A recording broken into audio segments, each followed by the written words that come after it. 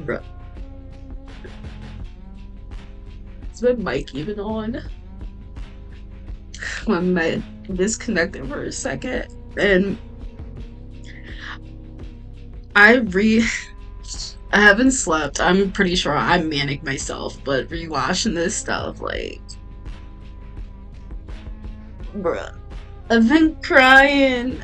The ending of the ending of Recovery Road really got me. Like when she actually admits it, and she's an addict, an alcoholic. Bruh. I haven't cried from a show in a while. Like when it comes to like Euphoria and Skins and Degrassi and Recovery Road, like these shows get me so emotional.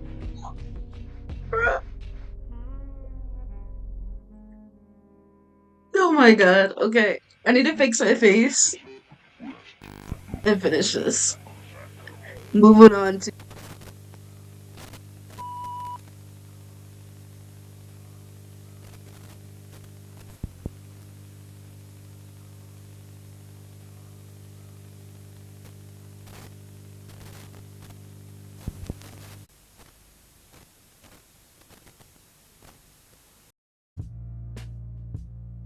Hello guys, it's EGYPTNILE and welcome to the channel. Today I'm going to be talking about Recovery Road versus Euphoria.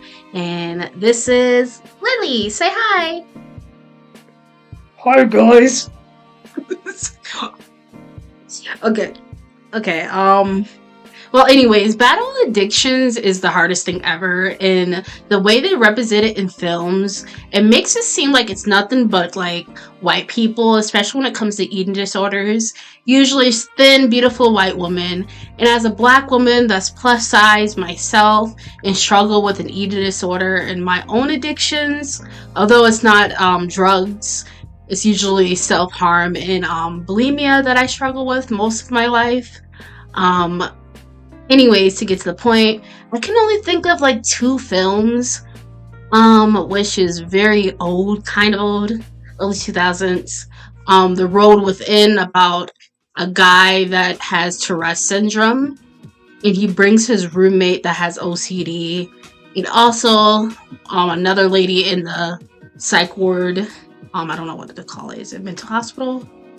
What's the proper term? Sir? Someone correct me in the comments. But there's a black girl that struggles with the eating disorder, and the way they display it was kind of trash. And I'm pretty sure she also had BPD, but they didn't say that. And there's also Skins, the US version, which out of respect of the original UK Skins, we're not going to talk about that. Recovery Road and Euphoria was one of the very few first films that I've seen showing black women struggling with addictions. When it comes to mental health and addictions, both focus on several characters, but we're going to focus on Rue and Maddie. I haven't seen much videos regarding Euphoria versus Recovery Road or Recovery Road versus Euphoria. I think I've only seen one video, which you should check it out. It's a short video. She talks about how it's literally the same, which it kind of is literally the same. But I'm going to go into each episode and each season, go into details of each character. Well, each character, just Rue and Maddie in the show. Yeah. There's this video that you guys should check out, and I'm going to link in the description, also sharing it on here. Check it out, y'all. It's really good. Anyways, going back to Recovery Road, I'm going to start with Recovery Road because most people probably don't know this show. Well, Euphoria is very, very, very popular. But Recovery Road is not, it was not that popular. It's an American teen drama television show based on a 2011 young adult novel of the same name by Blake Nelson. It ran from one season and it got canceled, sadly. I'm assuming because it wasn't enough views to afford it. It focused on a character named Maddie, which originally plays Grace in Skins. freaking out. I love Skins and Degrassi a lot. Like I said in the beginning of this video, I'm working on a very long script of Degrassi versus Skins, seeing which one's better. I'm gonna go through each episode in each season. Probably mainly Degrassi Next Generation. It's maybe some of Next Class, but there's so many episodes. It's like 13 seasons or 6 seasons. It's a lot. But I'm starting with Recovery Road versus Euphoria because it's shorter, and even though this video is going to be long, it's not going to be as long. Anyways, it focused on a character named Maddie, which originally blazing as Grace in Skins. Episode 1, called Blackout. It starts off with Maddie going home completely hangover and flashback of last night of her party, pretty much a cleaner version of Euphoria. She lies down for a second, an alarm goes off. It's time for school. She can't remember what happened last night to her car or much of anything. Her friend's like, LOL, okay? Because she keeps asking her friend about, like, do you know where my car is parked? Do you remember where I put my car? She's like, no. Like, what? So she can't remember much of anything, and then the next moment, the principal finds alcohol in her locker. She makes her take one of those, I think it's called breathalyzer, when you breathe into it and they tell you how much alcohol a person has in their fucking DNA. I don't know how it works. Okay, I'm gonna Google it and share it with you guys, but I don't know how it works, okay? I'm not a scientist, fucking doctor, I don't know. Anyways, so then it goes off to another scene, and she goes to an inpatient 24-hour detox. With withdrawals can be very serious. It can be life-threatening having withdrawals, so it's a very serious scene. Why is she on the floor? The hospital floor is so gross. Like, I've been in the hospital multiple times. I can't even imagine. Anyways, so she goes to a detox center, and after a detox center, she go to a treatment center, which is a residential treatment center for all ages. It's a mixture of teens and young adults, which major bad idea. I don't know who came up with this, but her roommate is Trish. Trish is an adult, I think, maybe in her early 20s. I don't know. Her story's kind of sad. Another black woman that struggled with addiction, and she also has a child, but she's trying to get better for her child, and she's recovering from meth, which pretty fucking serious. Anyways, that's her roommate. She gets somewhat comfortable sitting in her room talking to her roommate, and then this girl named Rebecca walks in, which, come to find out, is Maddie's childhood friend that's also there. So it's very awkward now. And now it's group therapy time. Okay, we gotta talk about this one scene, bro. They always have this random black person plays as a Jamaican person and does a fake Jamaican accent, which, newsflash, it's not a Jamaican accent, it's patois. It's a language. I'm Jamaican, and I barely speak patois myself because I'm so Americanized and my accent is way too strong. I know patois, but I barely speak myself. So, like, why do they get random people that isn't Jamaican and force them to speak patois? Anyways, so with this lady that does a fake Jamaican accent, she also struggled with addiction. Everyone there struggles with addictions, and Maddie's like, no, I don't have an addiction. I don't do drugs. Like, yeah, okay, girl. Anyways, so they're talking about their problems, and this one guy, it's bad I forgot his name. I'll look it up. Anyways, this guy, he is leaving, and he's fully clean, and he's decided to leave, and he's better. And so it focused on Maddie going there and living there while she's going to school during the weekdays. She lies to her boyfriend. She don't tell her friends anything, and she still can't find her car. So back at the house, why do they do this? Wes and Maddie's hitting it off. They're cute as an adult in real life, but isn't Wes like in his mid-20s or early 20s? Let me see how old he is. Look it up real quick. How old is Wes? Oh, he's only 19. I don't know why. I thought he was older than that. I mean, she's 17, 19. Kind of okay, still a little creepy. I don't know how to feel about that. But I hate this. Like, they always do the storyline of an adult with a minor, even if they're a teen. Like, it's weird. It's so weird in this idea. Like, I don't like the idea of adults and minors, like, in a residential treatment center trying to recover from drugs. It can be very traumatizing for the child, even if they're struggling with drugs. It shouldn't be with adults too. It's weird. And most of them, like, I don't think all of them are in their early 20s or 19. Like, some of them seem like they're in their 30s. I don't know. This don't. It's weird. It's really weird. But anyways, Wes and Maddie is hitting it off. They're cute as adults in real life. But as characters in the whole adult minor relationship, ain't it? Of course, this will happen. Anyways, they go to the store together, and Maddie thought it was a good idea to buy alcohol. And he's like, I'm a recovering addict. I'm trying to get better. You're buying alcohol. So she breaks it, and like that's when the counselor comes in and finds them outside because they're not supposed to be outside. And he's like, well, you're not doing anything because, like, I know your secret.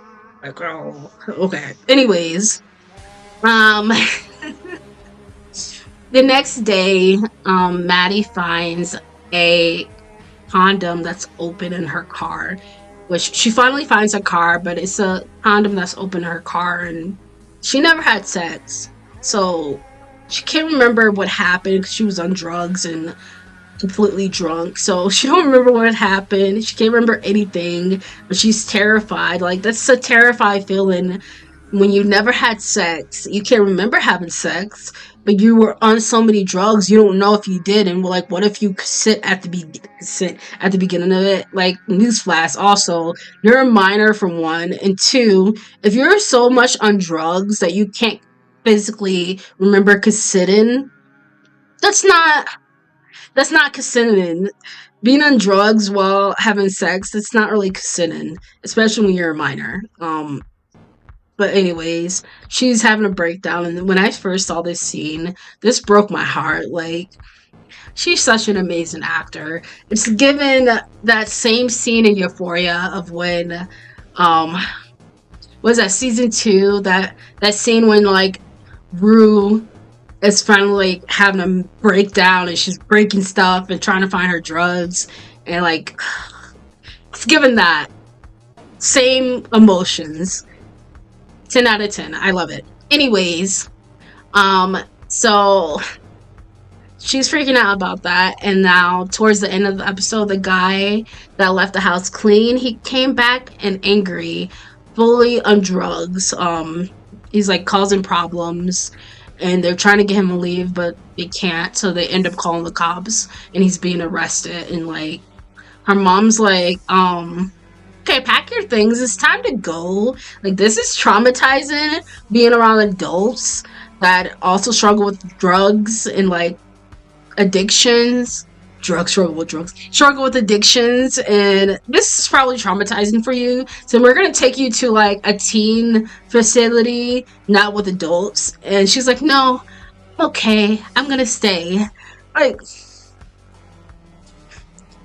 child, if you don't pick up your shit and come with me, like, I wouldn't even put my child in that situation. Like, I know that it's hard to find, like, when it comes to rehab and treatment centers, it's hard to find help in general, especially as a black person. Nevertheless, like, they seem like they have some type of money, so which is good, but it's still hard to find really good treatment when it comes to addictions. So I understand, but this ain't it. But it ends with them like teaching her how to ride a bike because she don't know how to ride a bike. And it's a cute little ending, but like, She should have left with her mom and went to another place that was more appropriate for her age. But yeah, that's episode 1. So I'm gonna try to go through the episodes a little bit faster than this one. The episode 1 is, of course, the most important episode for the show. Also, I left out that I totally left this out. Oh my god. So like this show plays on Freeform. Does Freeform still exist? I feel like it died. Like after they changed their name, it was once Lifetime and now it's Freeform. Oh, it still exists. Excuse me. Oh, Liddy. Okay, so yeah, it still exists. But I feel like it's a dead channel. After they changed their name, because it was once Lifetime, kind of died. I don't know, but yeah, it played on Freeform with also like Pretty Little Liars and stuff. But which it's owned by ABC, that's why it's still alive. That makes sense. Anyways, fast forward. Okay, so episode 2 is The Art of Dill, and it flashbacks to when Maddie and Rebecca are friends. They're trying to figure out ways to make money to have fun for the summer and do drugs. Then they plan to sell drugs, which is, I think it's Rebecca's drugs. But yeah, they plan to sell drugs together and the flashback ends.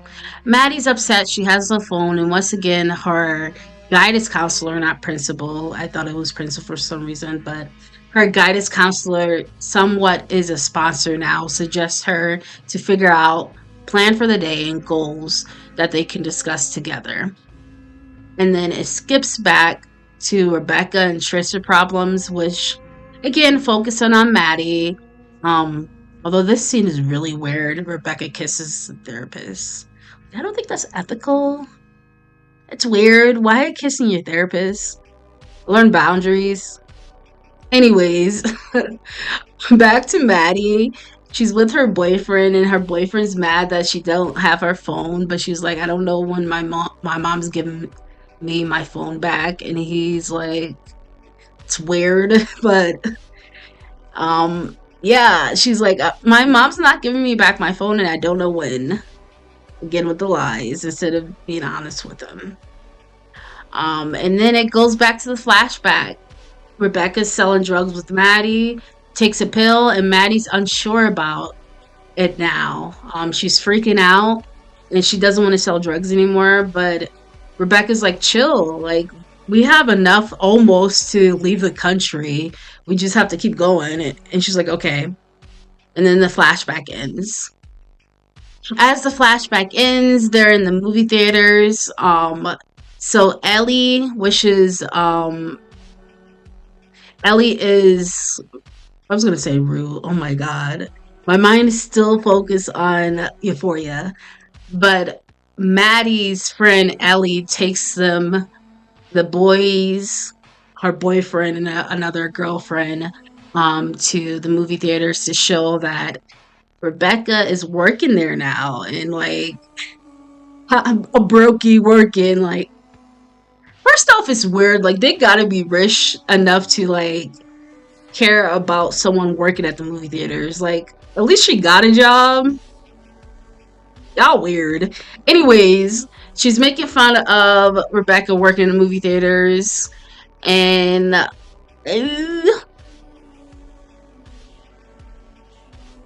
yeah, pretty much it's just Ellie's making fun of Rebecca working in the movie theaters, and Maddie's pretending like she doesn't know Wes. She's like, Rebecca's like, do you know Wes? Have you met him before?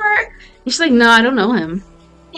So she's acting like she don't know them, and she hasn't talked to Rebecca in forever, and it's really awkward. Anyways, they go into the movie theaters to watch a movie, and out of boredom, Ellie takes out alcohol. She starts to drink in front of Maddie. Maddie's upset and asks her, why did she bring that there? Her friend responds, why do you care? I've seen you licking coke off the ladies' floor. the lady's room floor, like the bathroom floor, whatever. I've actually seen that before. I've like when I've went to a club, I've seen someone do coke like right in front of me. I'm just like, and they asked me like, "Do you want some?" Like, no, thank you, but thanks. Now, I guess it's really friendly because I'm pretty sure coke is really expensive. I don't know, but I'm like, I'm good. Thanks though. Anyways, she then passed the bottle to her, and Maddie starts staring. She stares at the bottle like she's like staring at the bottle and smelling it, um, and thinking about drinking it. But Rebecca steps in, interrupting them, telling them it's illegal to have alcohol in the movie theaters, and asks them to leave. Ellie is not really happy about this. Ellie, Maddie's friend, argues with Rebecca for a moment before leaving. Ellie put the drink in front of Rebecca and she knocks it out of her hands. Ellie tells Rebecca cautionary cautionary tales from usually doesn't have happy endings. The guys tell them, let's just go, and the girls run off laughing as Maddie sits down for a moment in silence. Then she gets up and leaves. Outside, Ellie wants to key Rebecca's car. Like, why? I I still didn't understand that part, but I guess it's fun to key people's car. Um. Anyways, Maddie tells her to chill, and she gets mad and tell her it's okay. We can go chill at their place. And Maddie's like, actually I gotta get going. I'm busy. And they're like, why? It's like she still isn't honest with them. I don't know why, but like I guess they ain't that close. Anyway, she goes back to the house and sees somewhat of her sponsor there. She's honest with her with what happened and she asks if she's drunk. She said no. She said that she will let it slide for now since it was a long day and she actually tried with not drinking and also is really honest with her somewhat sponsor. I say somewhat sponsor because she's not really an official sponsor yet, but she will become her sponsor. Spoiler alert. So it's dinner time and they're working on cooking dinner as they're cutting vegetables. She's telling them weird, funny stories. Everyone's laughing and enjoying themselves. As Rebecca comes in complaining to Maddie that she took something and Maddie think Rebecca took something of hers, so she did the same back. Rebecca explains to everyone how she is the evil best friend that sold with her, like drugs, and didn't get caught and the therapist splits them up. Rebecca says she hates her and walks away. Then she continues to walk away as the therapist says, you are entering a very difficult challenging. Okay, do this over again. Then the therapist says, you are entering a very difficult, challenging phase of your life. You're going to need all the friends you can get. And remember that. She goes into her room and Trisha asks her, were you talking about the figurine that your dead dad give you? She says yes. And then Trisha was honest. She told her that she dropped it and broke it and she got so scared because there were so many drugs she didn't know what to do and she ended up selling them so she can get a lawyer to help with getting her child back. And Maddie is pissed off. She's like, lying and then selling the drugs is not okay. And Trish like, but having drugs, that shitload of drugs in a sober household is okay. Like, okay. Anyways, she takes the food, which she brought in food for Maddie. She takes the food with her and leaves.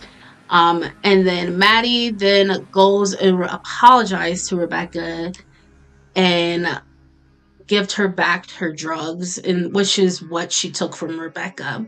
Rebecca says a true friend wouldn't give back an addict their drugs. So she then proceeded to flush them.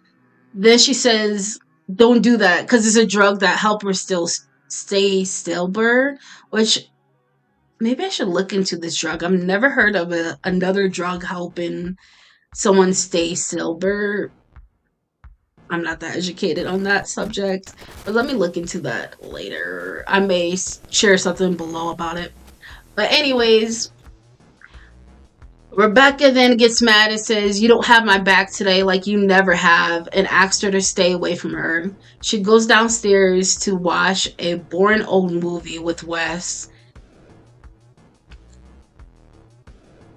I don't know how to feel about their relationship. It's like they're so cute together, but like he's giving me mid-20s, but I think he's actually 19 while she is 17, so it's not that bad, but he always gives me mid-20s in this show for some reason.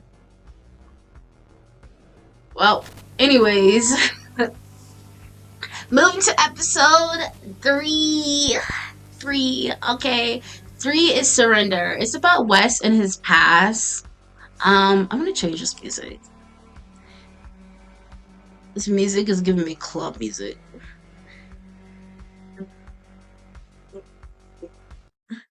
Let's play this song. I don't know if this is any better. Oh yeah, let's go with this music. Anyways, it's about Wes and his past, not making it about him though, because again, this is about Maddie. But he says how he doesn't know where it ends. When it comes to love and sex and drugs, it comes blurry. He doesn't know where it ends when it comes to love, sex, and drugs. And this is in group therapy. It goes silent. Even Maddie thought about it for a second. And then when it was her turn, she speaks. And she says her name is Maddie. And she still can't bring herself to call herself an addict nor alcoholic. She then talks about how everyone can chip in and hire a service to clean the bathroom because she doesn't want to clean it. Like, sis, that has nothing to do. That has nothing to do with your problems emotionally. Like, there's nothing wrong with cleaning. I'm sorry, you're lazy. Anyways, then Maddie goes to clean the bathroom. Wes gets a call from his ex saying she wants to be clean. Like, okay, girl. Okay. And it's a really weird message. I'm gonna play that. Please, baby. Oh, this message is so weird. Okay. Somehow they thought it was a good idea to bring Maddie along to see like the disease. I don't want to say disease like that because like when it comes to addiction, it is a disease. Someone that struggled with addiction myself, I understand that. But like it's weird to bring Maddie to show her how bad it can get. Like I don't know. I don't know how to feel about bringing a 16, 17-year-old to see that. But anyway, then Wes was unnecessarily closing the door in front of her, like, and having an attitude. Okay, this moments like this is like I can see him being actually 19 because like he's acting like a child. Like actually I can see a 19-year-old doing that. So like yeah, I can see that. Anyways, they are rude. Wes is nothing but rude to Maddie. But they're on the road, and my boy, the therapist, which I keep forgetting his name. I think it's Craig. Craig is the counselor or therapist of the house. He's actually not an addict or anything. He's just a registered therapist. So he goes with them to help Harper, I think is her name. I am so bad with names. I literally just put the therapist. I don't even put the like. I'm literally been trying to focus on Maddie only, and it's really hard. But anyways, going back to the story, they're in the car and Maddie's complaining about how she needs to use the bathroom. So my boy Craig stops for her to use the bathroom, and like Rest is being really annoying in this episode. I get he wants to help Harper and he thinks that she wants to get better, but clearly doesn't want to be better. It clearly was a setup to begin with. And I'm ruining this if you guys haven't seen this, but yeah, it's a setup. Anyways, I'm going to skip this a bit. They finally enter the apartment of where she's at, the girl. As they enter the apartment, she's laying down and wakes up to Wes mad at the therapist. Um, Harper is mad at Wes for bringing the therapist there, and some random girl like, who is this girl? Like, I thought you loved me. Who is this girl? Um, and then two random men come out of nowhere asking them for money, and Maddie's uncomfortable around everything around her. She's like having a low key panic attack, but she's like, "I have money," and then Craig's like, "I have money," and they all give them money.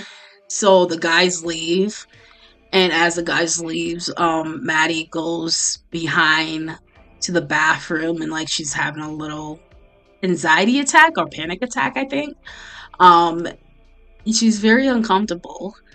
Clearly, she's in a crack house. I'm assuming it's like a crack. It's a little sus, and they put a child that struggled with addiction in that environment. It's awkward. Anyways, as she walks away for a moment to breathe, she comes back and talks to the girl. And she says, "Oh, are you the new me? He loves a damsel in distress." I kind of laughed at this, but she says that and made her call him to get money back. So yeah, it was a setup. It was clearly set up. Maddie explains how he is a good guy and that he came to help her and she doesn't deserve him. Which Wes been nothing but an asshole in this episode, so me seeing him as a good guy is like bare minimum.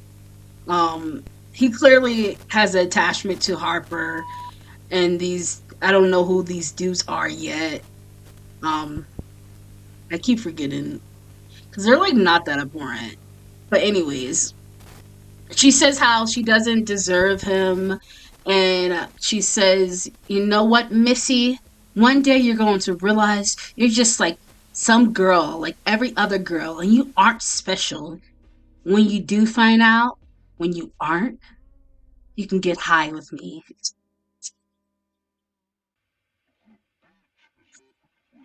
Rude but nice. The guys come back. Oh yeah, she leaves after she says that, and the guys come back, and Rest yells at Maddie for letting her go. Like it's her job. Like bitch, bye. She don't even know this girl. Why is it her job to look after some girl she doesn't know? And she's a minor. What? He runs outside to her and she leaves with some other dudes and they leave. On their way back, they sit in silence for a moment in the car.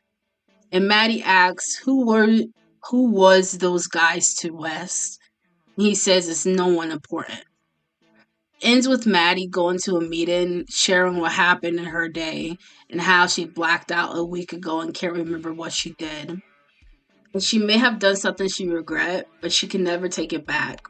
She then goes home to the treatment center and look at a picture of her dad and talks to Rest. And Rest apologizes.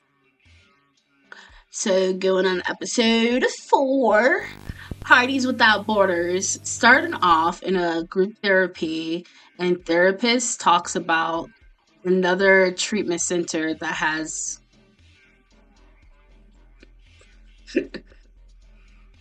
Maddie somewhat shares this time that she is the only one in high school there. And it's been really hard being cut off from her friends and what seems like her life. The therapist talks about how everyone can relate to feeling isolated during the beginning of sobriety. She gets her phone back, Sharon, and checks her phone.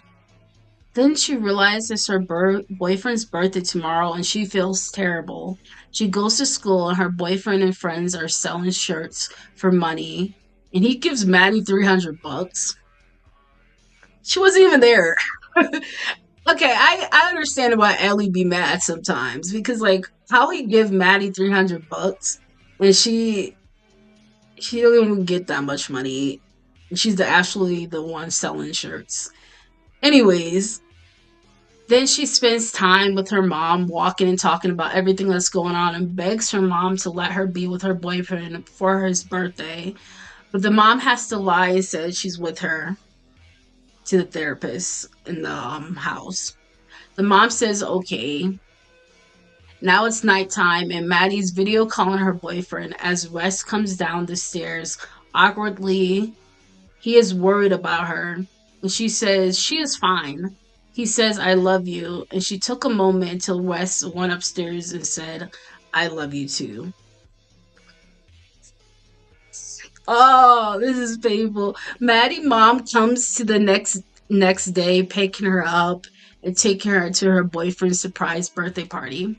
She pretends she's been faking. She's been planning for weeks. When she literally just find out the other day, like it's her boyfriend's birthday party. She acts like she's been planning this surprise birthday party for him for weeks. He's happy and he is happy at least and excited and starts talking about his future plans with her on a trip and going to college in New York City together. Then Ellie comes with drugs saying, y'all know the rules. Okay, you pick the random drug and you get high as fuck. Maddie's uncomfortable, but she still tries to ignore it and shows off a collage of pictures and videos she made for him. As she plays it on a big screen, um, he slowly goes off and talks to other people, which, fuck you.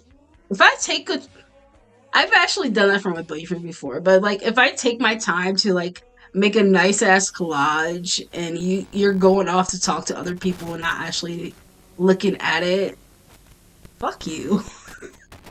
That sucks. I don't care how many drugs you take, you can still be considerate, okay? But yeah, as he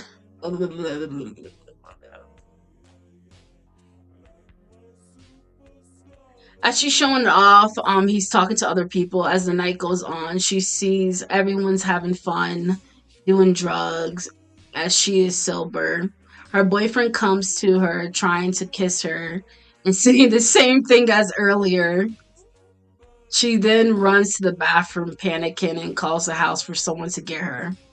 And Vernus does, which Vernus is pretty cool. He's a cool dude. He's looking for her at the party and get her. Ellie is confused with who is she living with, but Maddie is now home with everyone.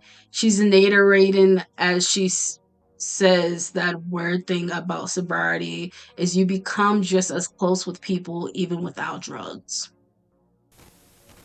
It's true. You don't need drugs to get close with people. Episode 5, My Loose Thread. This episode is actually about Trisha, and maybe I should do another video about Trisha, and go into detail about her story. But it's like they give a lot, but they also give a little, and it's kind of annoying. Like I wish they give a little bit more. Actually, I feel like Euphoria give more, but I'm gonna wait a moment and finish this show. Anyways, this episode is about Trisha, and maybe Like I was saying, do another video about that because she is a black woman that struggles with mental health, also addictions. But Maddie is woken up from bed to go to animal therapy where they have to pick an animal for themselves and their family and explain why. I think that she picked a squirrel for herself and like a dog for her mom or something. And she's like, because I don't care. Like she doesn't really give a good reason why, which I don't know, I feel like that's a good exercise for therapy. But Wes gets mad at Storm off and said he's not doing it.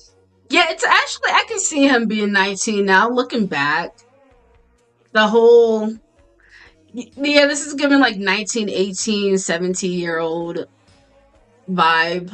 But anyways, the counselor tells her she needs a real sponsor and to start the steps, which is the 12 steps program for AA. She's like, why can't you be my sponsor? And she's honored. Later, Maddie is with West again, and she's telling him how boring sobriety is for her. Instead of being out on weekends, she's there watching old films with Wes, which is boring. Yeah, you need to watch Korean dramas. That's your problem. Korean dramas are like again, Dawson Creek, Degrassi, Skins. You know, watch the good shit. Why are you watching old films that's like black and white? Don't you guys have phones? And you have your phone back. You can be watching stuff on there. But I guess when did this come out? Recovery Road.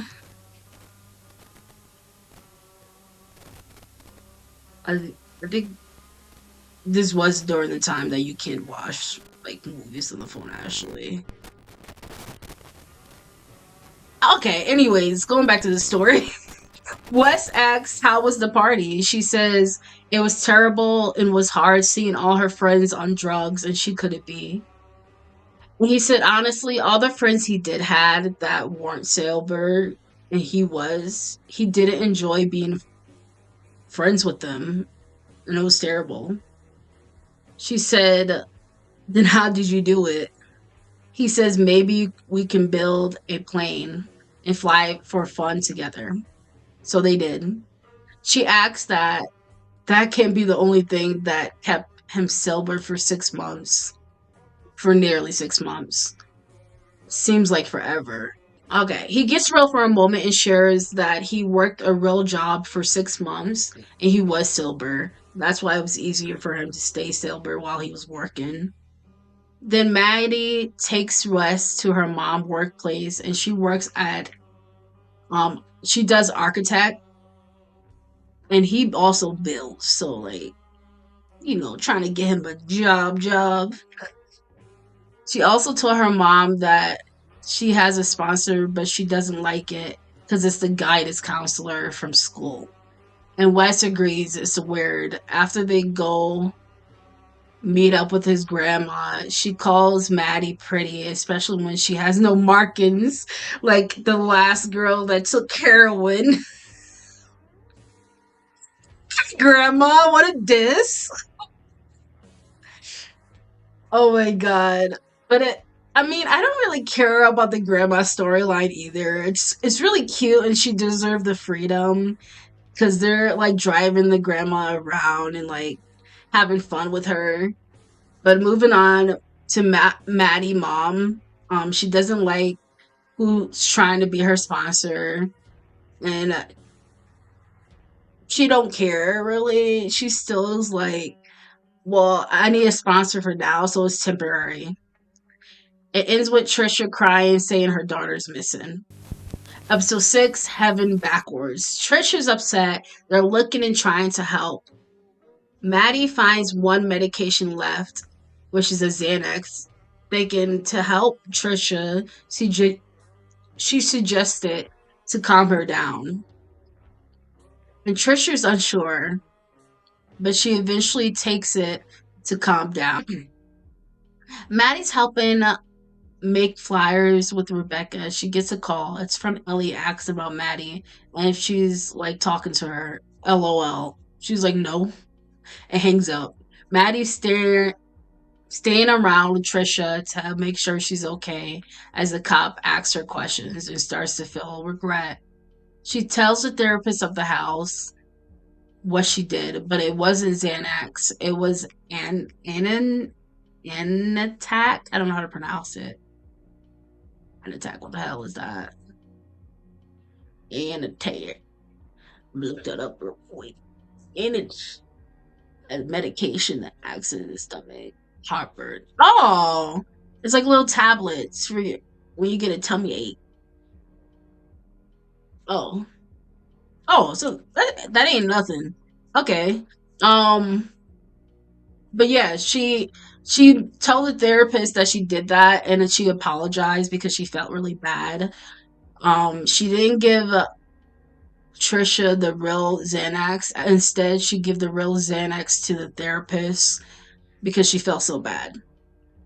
She sees how the flyer is going, and Trisha's out of it on the couch. Maddie goes to talk to Wes to see how he's doing, left out his brother, and she calls him bro, like sober bro, and asks for a hug. And it was mega awkward. Like, you clearly like each other, and you're calling him bro, like sober bro, and try to be like, yeah, dude, we're buddies. Like, you clearly like him.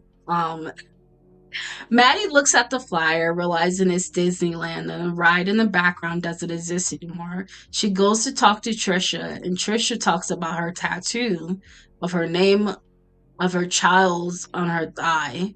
She shows it, but it's no tattoo there, just a scar. She tells the therapist and her sponsor she thinks that her daughter isn't real, and it's just Trisha as a kid. Trisha says, Trisha says that she gets this all the time and it's normal, and you guys don't need to worry because it's real. Her child's real. She exists. Maybe I should do another video on Trisha going into details. Yeah, it ends like that, and I guess she gets sent off to like a hospital, because they say like how she has this effect because of the meth withdrawals. I didn't know how badly meth can affect you. Well, it's fucking meth, bro. Okay, episode 7. Sick as Our Secrets. It starts off with Maddie and Wes talking about Trisha being in the hospital now. Maddie has to clean the bathroom by herself, so Wes helps her. As they clean, they play around, and horniness comes over. They start to make out and break one of the sink. She runs off, embarrassed, going to school, and meets up with her friends and give them a little prep talk to see if Maddie. So, like, they ask Maddie to give them a little prep talk to see if Maddie is Maddie because she's been really weird. Ellie finds out that she's at a sober house. She tries to talk to her, but Maddie closes the door on her, which is kind of rude. I mean, I get it. Ellie's kind of a bitch, but like she clearly cares in her own way. Anyways, she texts her to come outside and talk to her, and they did. They sat on swings and talk about being sober.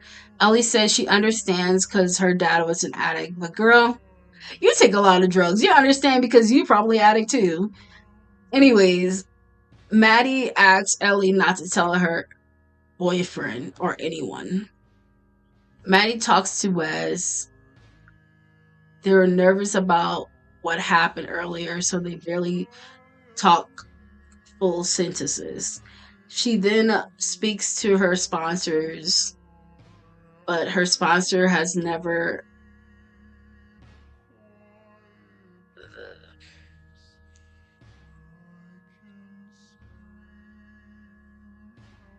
Oh my god. I kind of like the way like in this show that they also are showing like the adults having problems too, and not just like the teens. But anyways, her sponsor is having her own problems, and it's complicated. Her friend ends up telling another friend that tells her boyfriend that she's living in a sobriety house, our treatment center. Her boyfriend meets up with her and tries to talk to her about it and how it would have been nice for her to be honest with him. And then he asks if he can come inside, and she says, no, you can't because there's a policy for 5 p.m. And then the therapist comes and says, it's nice to meet you. You're handsome. You should come inside. He then realized that Maddie just can't handle being with him while sober, and they break up. And that's how that episode ends. Episode 8, The Weaklings. In this episode, Maddie's mother wants to build something for Rebecca's family. So she's going to this big type party and event they're having. Maddie has to come to. On the driveway to the house, Maddie's mom is asking how's it going and if Rebecca family knows about her being there. She said probably not. They never go there, but her friends know. And she's surprised because she hasn't told, like, Maddie has not been telling her mom this, like, stuff at all. And she's really surprised. And the fact that she broke up with Zach and didn't tell her mom, it's kind of hurt her. Like, first off, so the guidance counselor is also kind of friends with her mom. And so her being her sponsor is kind of weird because she's telling her mom friend all this stuff, but she's not telling her mom this stuff. So like the mom feels some type of way. Anyways, her mom wants to talk to her more, but Maddie's tired of talking about her feelings. Now pretending to be happy and interested in the party, she leaves talking to the sponsor. Back with her mom, she's talking with Rebecca's parents and saying how wonderful their other daughter is, not mentioning Rebecca. Then alone, Maddie's talking to Rebecca's mother. She apologized for Rebecca's bad behavior when it comes to her drug problem and not knowing Maddie also struggling with drugs. And it's time for a toast. They congratulate their daughter and sons and say some apples have fall far from the tree, though others haven't. They say that as Rebecca gets up and walks away. She does this as Maddie gets up and speak up for Rebecca, saying, doing this to your daughter is fucked up. Like, she's trying her best to turn her life around, as well as she's there for anyone in the household that's in the sobriety house. And also the fact that you care more about some ugly vegetables, cravings, and rich people than your own daughter that has a disease, because again, addiction is disease. Maddie and her mom is in the car and they're both happy for a moment. Maddie thanks her for all the things she has done for her and been there for her. Back at the treatment center, Rebecca sees that she sees a video of what Maddie says and hugs her while crying, and they end up friends again. Okay, 2 more episodes and then Euphoria. This is hard because honestly, the more I watch Recovery Road, the more I realize I like Euphoria more. Because like after a while, I just wanted to skip everything. Like kind of boring. It's given Lifetime movie, and it's kind of getting boring to me. While Euphoria is like back to back, so good, so good. Okay, episode 9, Your Side of the Street. Trish is coming back finally, and they're having a party for her. Wes has been acting weird. He argued with Vince, and then Maddie and Rebecca follows him. They follow him to a house and wait for him outside. Then he leaves and gets back to the treatment center. He is mad that they follow him and tell Maddie he will tell her about it later, but can't right now. Now Trisha's here, but she wants to leave. Maddie decides to go talk to her, and Trisha tells her she's going because of her. She relapsed because of her. And taking that pill, she lost her sobriety, which I completely disagree with. Like, it was wrong of Maddie to give her that pill as even an option, even if it was a placebo, even if it wasn't the real drug. It was wrong of her to give her that medication, but that's not really a relapse, bro. And that's the thing about sobriety. Like, you're going to relapse. I like that image of like that shows like people think sobriety is like this when it's like this. Like, you're going to relapse. It happens. But it's the next day that matters. It's that you keep trying and you want to get better that matters. And I don't know, I like looking at it that way personally. But yeah. Then she goes to talk to Rebecca, asking to talk alone. She explains to her it's her fault Trisha's leaving. Rebecca explains how it has nothing to do with you. And she's lashing out the same way she did towards her and blame her for things that had nothing to do with her. Which, agree but disagree kind of, because like her giving her that medication definitely has to do with her, but okay. Um, but she finally apologized to Maddie, and like they're becoming even more closer, which is it's really sweet. I like it. They hug together, and it's a cute friendship moment. Then she finally talks to Wes, and he apologized. Um, well, she apologized to him for following him, and he says it's okay.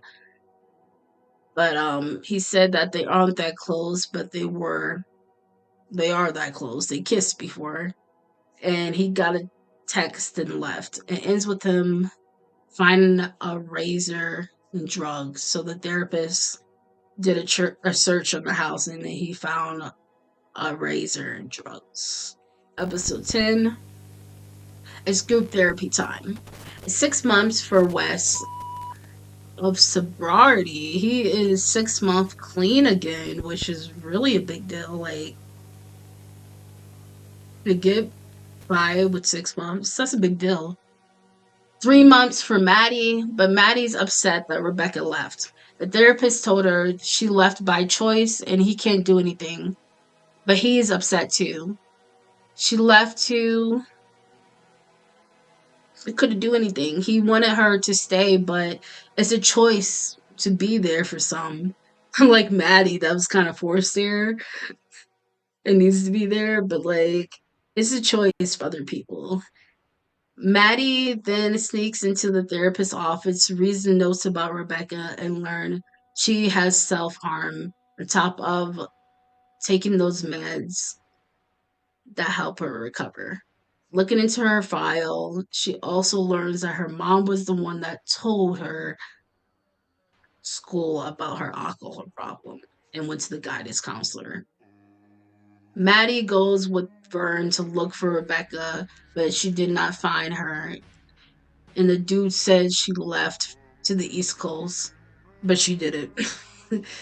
Getting dropped off at school, her friend is honest with her and tells her that she lied to her about the car as well as she didn't drive home drunk. Like, she didn't want to, she wanted to make sure she didn't drive home drunk, so she lied to her about the car. She gets mad and goes to her sponsor, but finds that her sponsor is drunk in the office. So she ends up calling her mom for help. Her mom comes to pick up the sponsor after Maddie Graves goes to the graveyard with Wes to visit her dad and tell him her day. And he tells her what happened with him too. And then they kiss. Back at the house, everyone's tired of everything that has happened, but getting dinner together to sit together as a household is nice. Maddie walks in with Wes and finally admitting she's an alcoholic and addict. You think it would end with Maddie confessing she's an addict, or even they were kissing in the closet, being cute.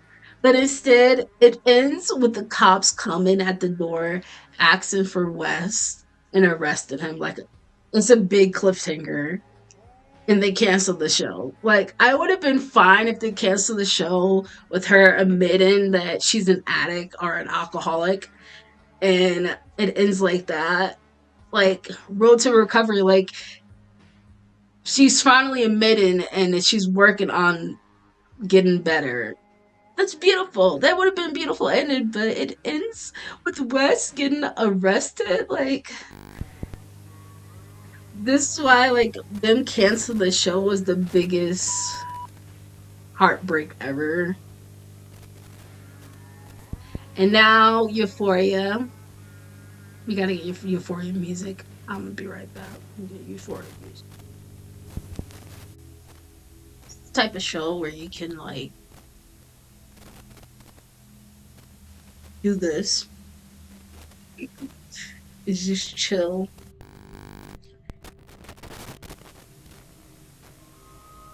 Mm. So Euphoria, the music,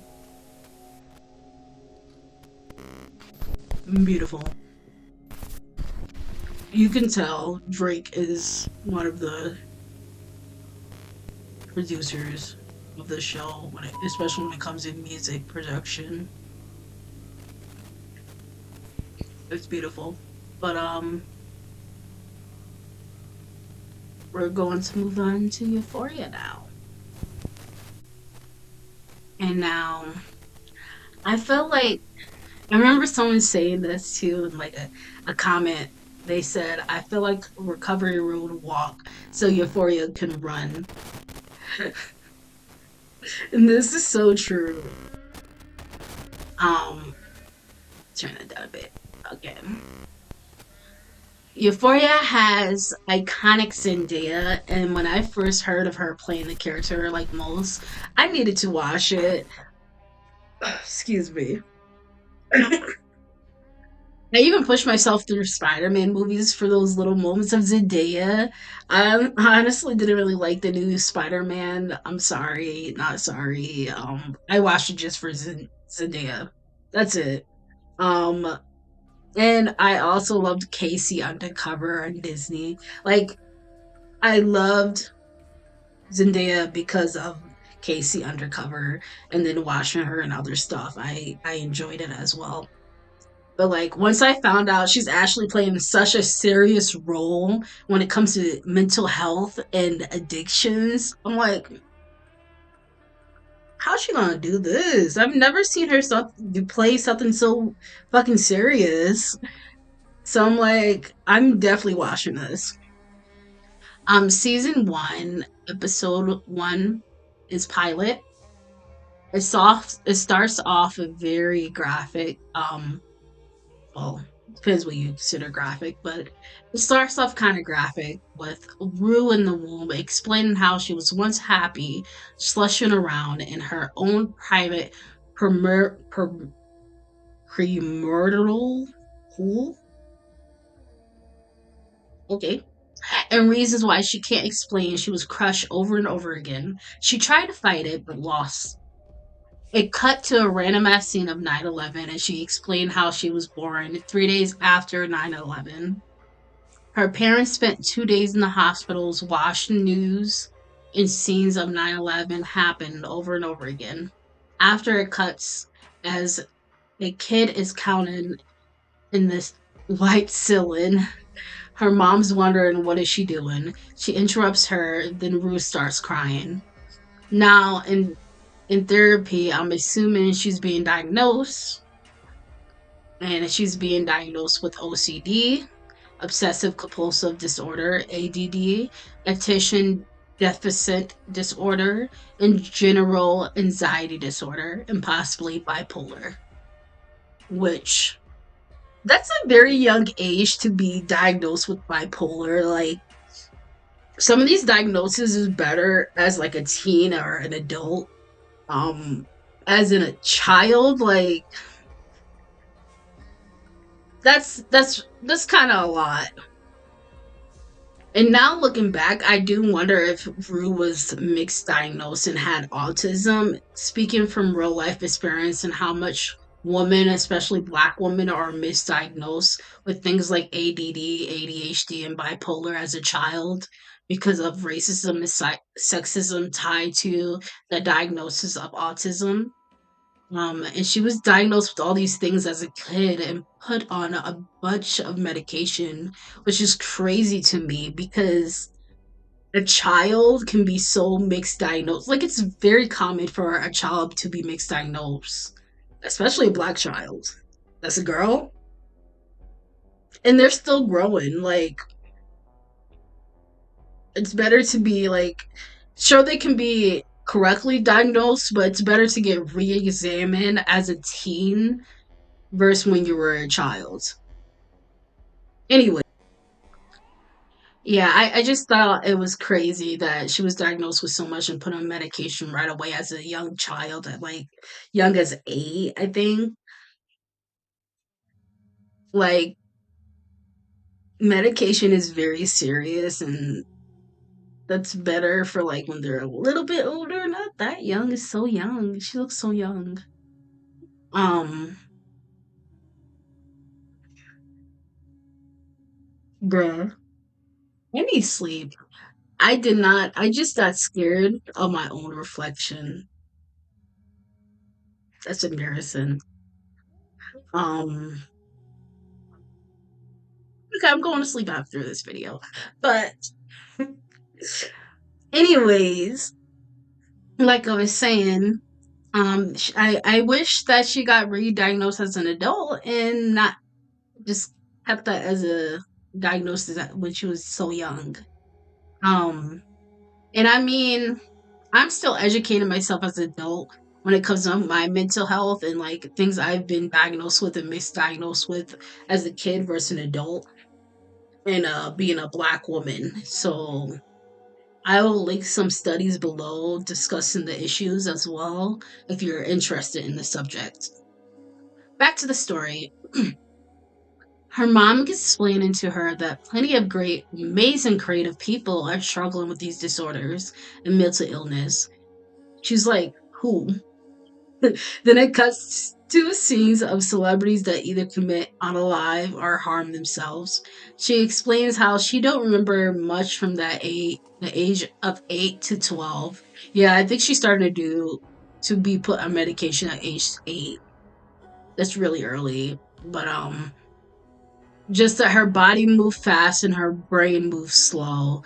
Relatable. I get that even with cognitive disability, which I'm pretty sure I have autism, but like being diagnosed in like the 90s and early 2000s is different than now. But anyways, from the age of 8 to 12, just her body moved fast and her brain moved slow, and then she faints in school. She randomly gets a message on social media that I'm going to rape you. So I've never got that when I was like 12. That's terrifying. Like, where is your mom? Her mom asked her what's wrong. She said, I'm fucking exhausted. Of course, that didn't happen. And it's little moments like that in the show that does like make it seem like it happened, but it didn't.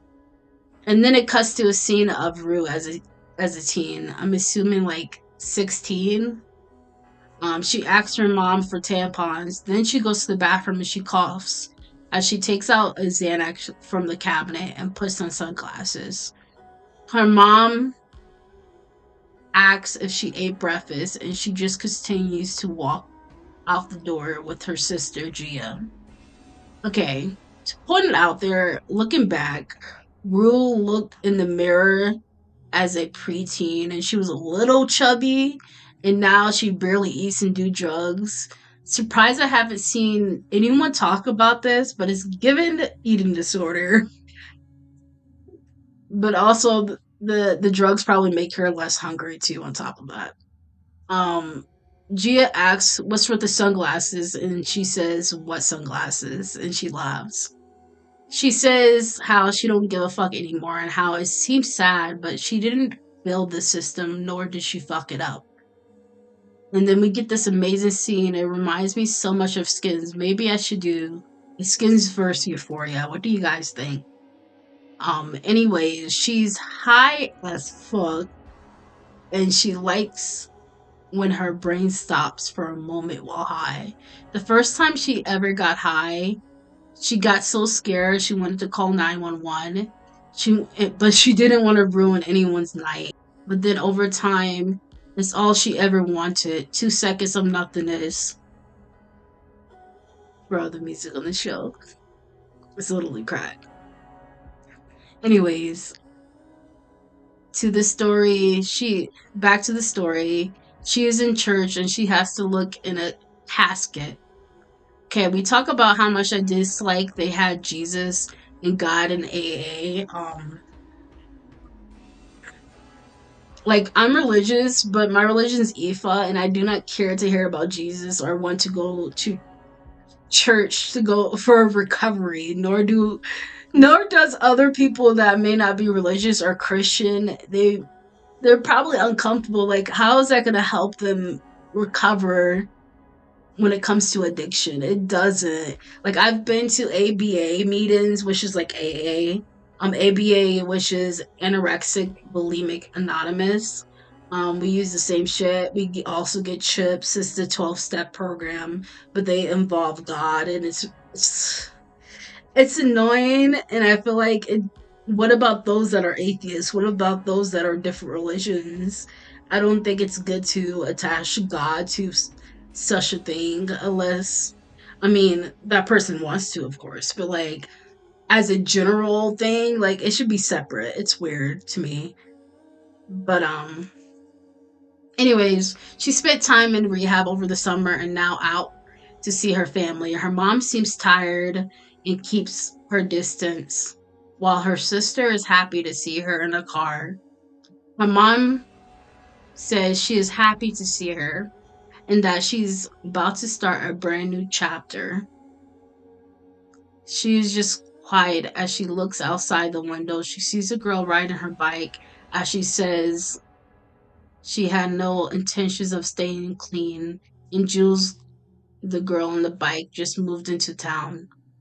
It cuts to a scene of Frez, rude kind of friend slash drug dealer, saying a new girl came into town and how she came in like Sailor Moon and shit, and how Rude would get along with her. She was surprised because Frez usually isn't that observant. He asks her how she feeling. She talks about how she gave her life over to Lord and Savior Jesus Christ, and things have been really good. Fez being like chill as always says, "That's what's up," and she says it jokingly and laughs. She then asks for ashtray, and he said, "Are you serious? Like, sis, it's barely been a week. You came from rehab." She made it clear that she don't want to be clean, and she jokes about how the world's coming to the end, and she hasn't even graduated high school yet. He looks confused, as I am too. The world's not ending. You're just on drugs. So yeah. Um, she goes to the back, and it's some little kid that's a bit rough for a kid, but he's like, "I thought you were dead. LOL." She makes an ableist joke and he gives her pills. He asks if you want to try new stuff, some type of psychedelic type shit. And it's like 120. She said Fez plot her. Like sis, 120? You if you don't have money to begin with, that's not something you mess around with. But yep. Nick comes and pays Fez money. I'm assuming that was for Rue too, because he says, "I do it for Rue." So I'm assuming Nate paid Fez for Rue's drugs too in that moment because he said, "I do it for Rue." She says, "Had oh god." So she's narrating and she says how he fingered her before the dance floor without consent, which is weird. He then brags about how his boy Mickey is going to throw a party and he's worried that like Mickey's worried because he has a black mom. He's black. Ain't no way she's not going to realize it's a mess in her house. Then he says everything's going to be fine, even if his crazy ex is going to be there. As he says that, he sees a girl riding a bike on the side and he scares her by driving close to her, yelling from the car about riding. God. Oh, cringe. About riding dick and knocking her over. So pretty much he yells from the window about how do you want to ride on this dick? It's really weird. It is weird. Oh god. Anyways, it's very unhinged stuff going on here. But Kat invites Jules to the party, then shows Kat, Maddie, and other girl talking about Nate. Not going to talk much about the other characters. Sorry, not sorry. I'm focusing on Rue. Like I focus on Maddie. Okay. She explains. Okay, moving on to Rue. And she went back home wondering where she went. Her mom wondering where she went. She said she went out to eat. She's like, "What? Like, you don't have money to go out to eat? What are you talking about?" She explains, and then she explains way you can like clear a drug test because her mom wants her to do a drug test. And we're not going into details of how you clear a drug test. Like the most obvious way is to get pee. Where she goes to Lex for her pee, and Lex is like her best friend since childhood. She uses Lexi's pee, and her mom's talk about her overdosing. It's a flashback of her overdosing as Gia, her younger sister, walks in. She's crying as she remembers it, then apologizes to her mom, asking if she can sleep over at Lex's house when in reality she's going to a party.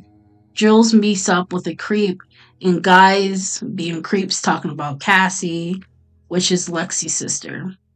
Okay, skipping to the girls seeing Maddie walking alone because Rue no longer bikes while drunk or high. Now, at the party, Rue is talking to Fez on the couch while high, saying how when her dad was sick, they got a results back that was good. They got Chinese food, and she lied in between them, which was her dad, and couldn't breathe. It was like no air was left in the world. They called the hospital and they give her liquid Valium. That's just wrong. That's crazy. Not going to lie, still. Till this day, I have the urges to take Oxy. I've got Oxy for my teeth before, and like, it's literally the best pill in the world when it comes to like anxiety and my mental health disorders and stuff. Like, Oxy feels amazing, but I'm clearly not an addict because I am too cheap, and I'm just not an addict when it comes to like drugs. I am an addict in other ways, though. Anyways, enough about me. Going back to Rue. But she was saying how that was the best feeling in the world. Having that moment of peace, no anxiety or worries is the best feeling in the world. But she continued to say when it hit her, she thought this is the feeling she's been searching her entire life. I'm not going to get emotional right here. But even though I've recovered from my eating disorder, self harm, and not taking Oxy to feel something, I still get urges. And like that's the thing about when it comes to like recovery, whether it be drugs or eating disorder or self harm, whatever the addiction is.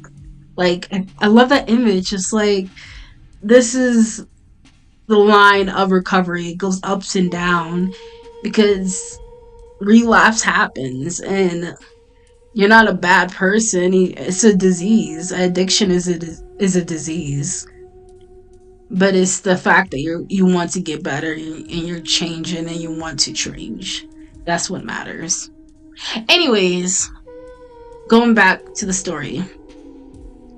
2 years later, he was gone after that situation, and panic attacks stayed. She found a way to stay alive, and yeah, it may kill her, but fuck it, maybe not. She asks him still to Fez, "Are you going to be my dealer?" He's like, "You crazy? I'm too high for this conversation right now." And she's like, "Me too." Then in the background, Nate's being a weirdo, Nate yelling at Jules, asking who is she, who invited her. And she's like, "Oh, okay, I can be crazy too." She pulls out a knife, threatens him, and cut herself. Jules crazy. What? I mean, I guess when someone's crazy, you gotta be crazier back. I don't know. What do y'all think?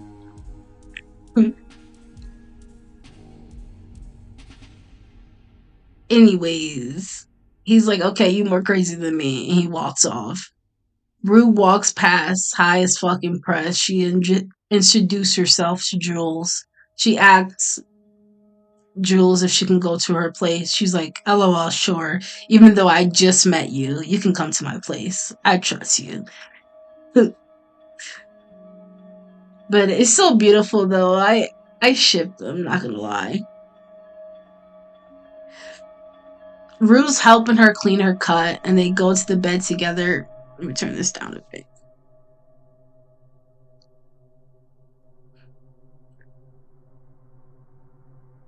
Okay. They go to bed together, and Rue asks her, "Want to get high?" Okay. And I didn't realize how long these episodes are. They're like nearly an hour long.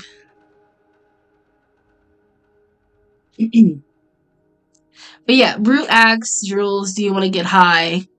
And she's like, "Yeah." Although I feel like this is a bad idea. But they get high. Absolute. It's so too. Stunting like my daddy. This episode is about Nate.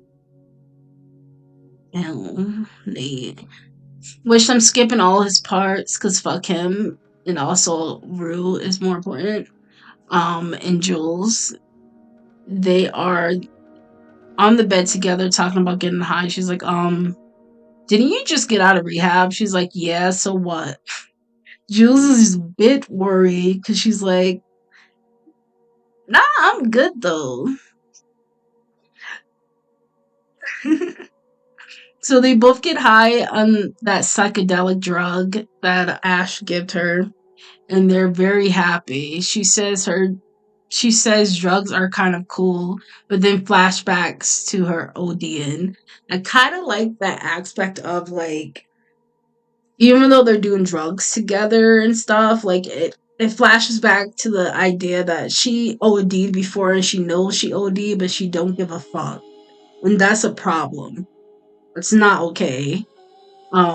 With shows like Skins, like they kept partying and like there's not that much effects except for like Chris, but I'm making another video on that. Okay, going back to the story. Um,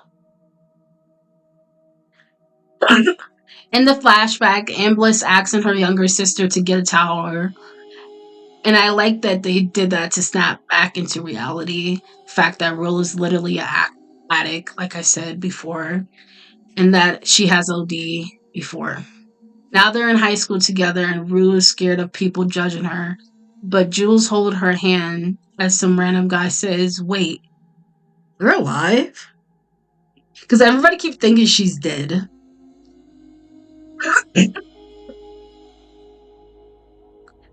It goes to other characters, which I do love, but again, focus on Aru. She's in class, in theater class, I'm assuming. And the teacher asks to go on stage.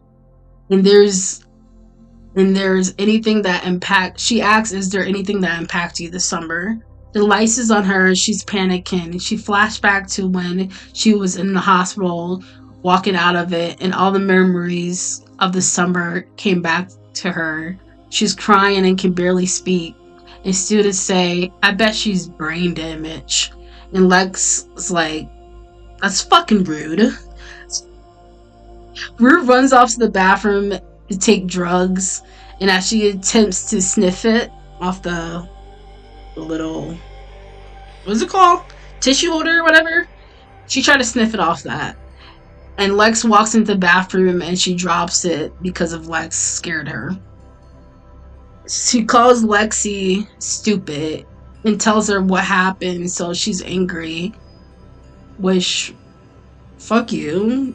You don't have to call her stupid though. You're the stupid one. Why are you doing drugs in school? Well, it's because you're addict. But like, she's really terrible. I hate the way she treated Lex. But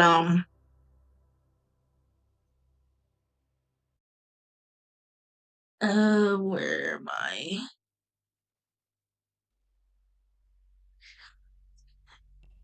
And she's like, Lex, like, we are like best friends. And she's like, no, we're not.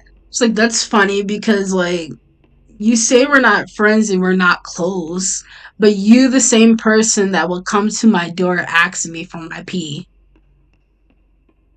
And then she walks away. She then rides, which Rue rides her bike to AAA meeting, or is it NA? I think it's NA meeting because AA is alcohol anonymous, while NA is narcotics anonymous, which I'm pretty sure Rue is a part of that.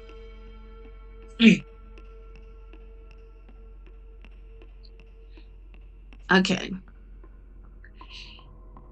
Allie, which is a character. He's kind of a background character, but kind of important.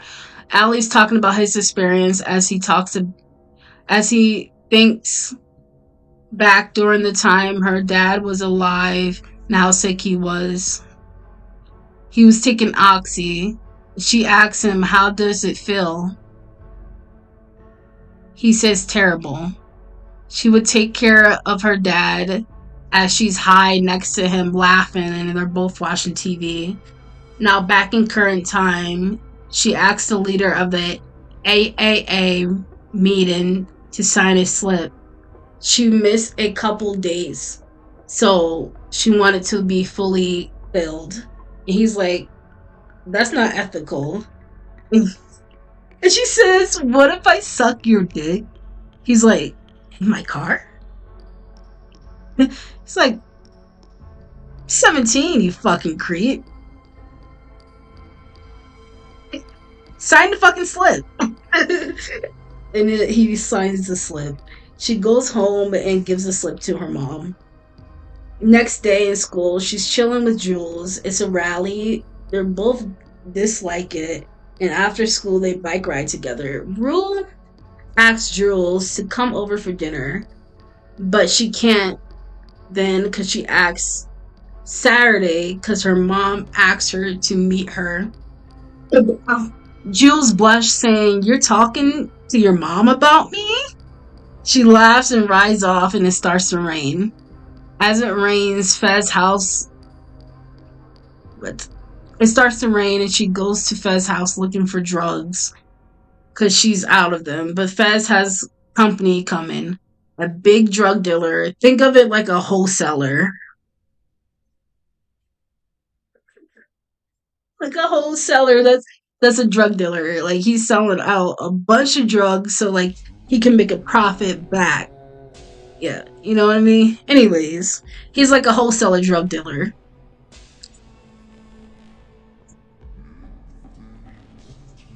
Giving him a bunch of drugs to sell, Rue is scared and quiet. The dude sits next to her, asking if she ever took fentanyl. She's like, nah. He's like, You ever come so hard everything becomes quiet? Sir, that's a minor. What are you talking about? You weird. You weird for that. And she's like, nah, though. And Rue is scared as fuck still. She's like, nah. And Fez like, he don't want her fucking taking that shit. He takes a less than an ounce on a knife, put it in near her face, forcing her to take it in front of Fez. She takes it, she knocks out next to him, and can barely talk with her leg on top of him. He asks Fez for 300 and he gives it to him, and then he asks for 300 more for 600 and he gives it to him. He's like, damn, little brother must love you. But then it cuts off to him leaving, and they're putting her in the car because she is out like turkey. She is out. She's knocked out from fentanyl. Episode 3 made you look. Let's see. Episode 3 made you look. This episode's about Kate. Well, Kat. May do another video about her when it comes to her insecurities and hobbies. Fucking relatable, especially the writing. Like, I love writing.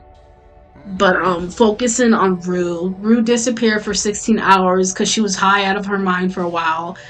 I thought she went home, but she lied down for a while at Jules' house and then went home. Her mom was upset and made her take a drug test. She somehow passed.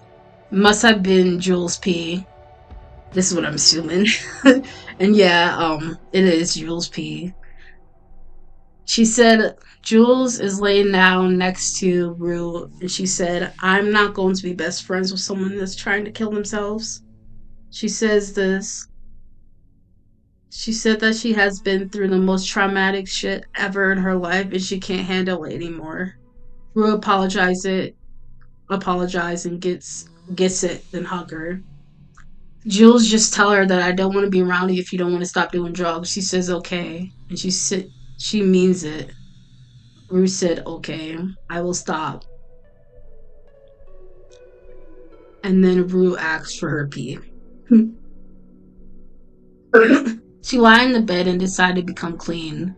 She then went to another NA meeting, and a woman congratulate her for being clean for 60 days when I think it only has been like a week for her, barely.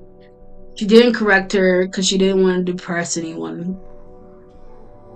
And like, relatable, when I went to Airbnb ABA meeting, which is anorexic bulimic anonymous, meeting for like a couple weeks to a month and then stop going again.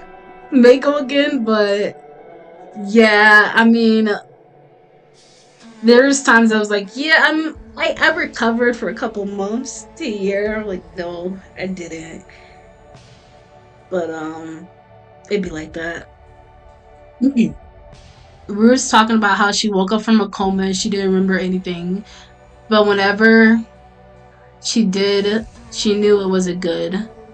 And how it owes it and how she owes it to them to get better. Hardest part is knowing. Oh, you scared me.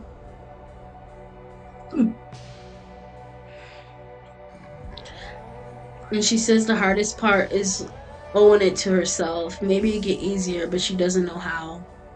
While Jules is falling in love with a stranger, with spoiler Snape, it goes nowhere, not gonna lie, it's kind of cute. Where Jules is like, you realize you're gay? And he's like, no, I fall in love with a beautiful girl. Because she's a trans girl. It's validated and beautiful too. Too bad Nate is trash though. But she is a beautiful woman and she's not a man. This is where I start to not like Euphoria though. Like, they're talking about Nate Dick Hicks in the cafeteria, and it goes to a scene Like it's a really weird scene of Rue in a classroom talking about how men should take dick pics. And like it shows images of dick pics and it's a lot. I'm just like, I don't want to see all these dicks. I don't want to see all these dicks. There's just so many. Why? Why? I don't get it. Anyways,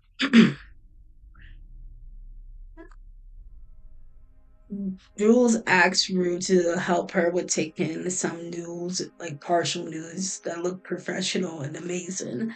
And like Rue tried not to be nervous because she clearly has a crush on her. And she's like, oh, yeah, yeah, I'll help you. Gay moment. Um, they go to Jules' house to take pictures, and Jules asks, am I hot enough for you to want to kiss me? And Rue respond with, um, me or him? She's like, either. Her mom calls her asking if rules. See, I'm doing it. It's Rue, but rules is Jules and Rue together. You see that? You see that? Okay. But Rue mom called her asking if she's at Jules' house. And yeah, she tells her she is. Jules like, you've been clean for 2 weeks, and starts hugging her and kissing her on the cheek. Rue starts to get more nervous. Get down. Look.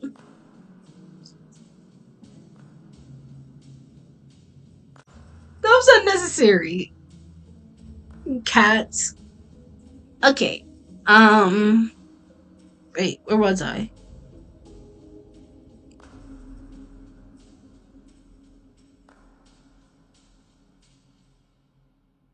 Ruth starts to get more nervous and goes downstairs to drink water. She sees medication on the counter and pick it up, then go back to Jules, kiss her in the cheek, and says she gotta go. As she walks out of the house, she took one, then riding her bike to a NA meeting, which is Narcotics Anonymous. She sir she shares the same story from the other day about her experience and how she owes people to get better. Allie's outside smoking, asking if how she survived ODing. She says her sister. She said she gotta go and asks her how old her sister is. She says 13. But like, what does this got to do with anything? He's like, you ever think about how it affects her? Or like how going in front of all those people that struggle with addictions, the same issues with you, and you go up in front of them lying to them. And she's like, what? Like, clearly you're lying because you're on drugs and you're not really clean at the moment. She cries a bit and says, I don't know what you're talking about. He says, call me when you're trying to stop killing yourself and want pancakes. She goes back home and her mom says, I'm really proud of you, Rue, while G is watching My So-Called Life. Oh my god.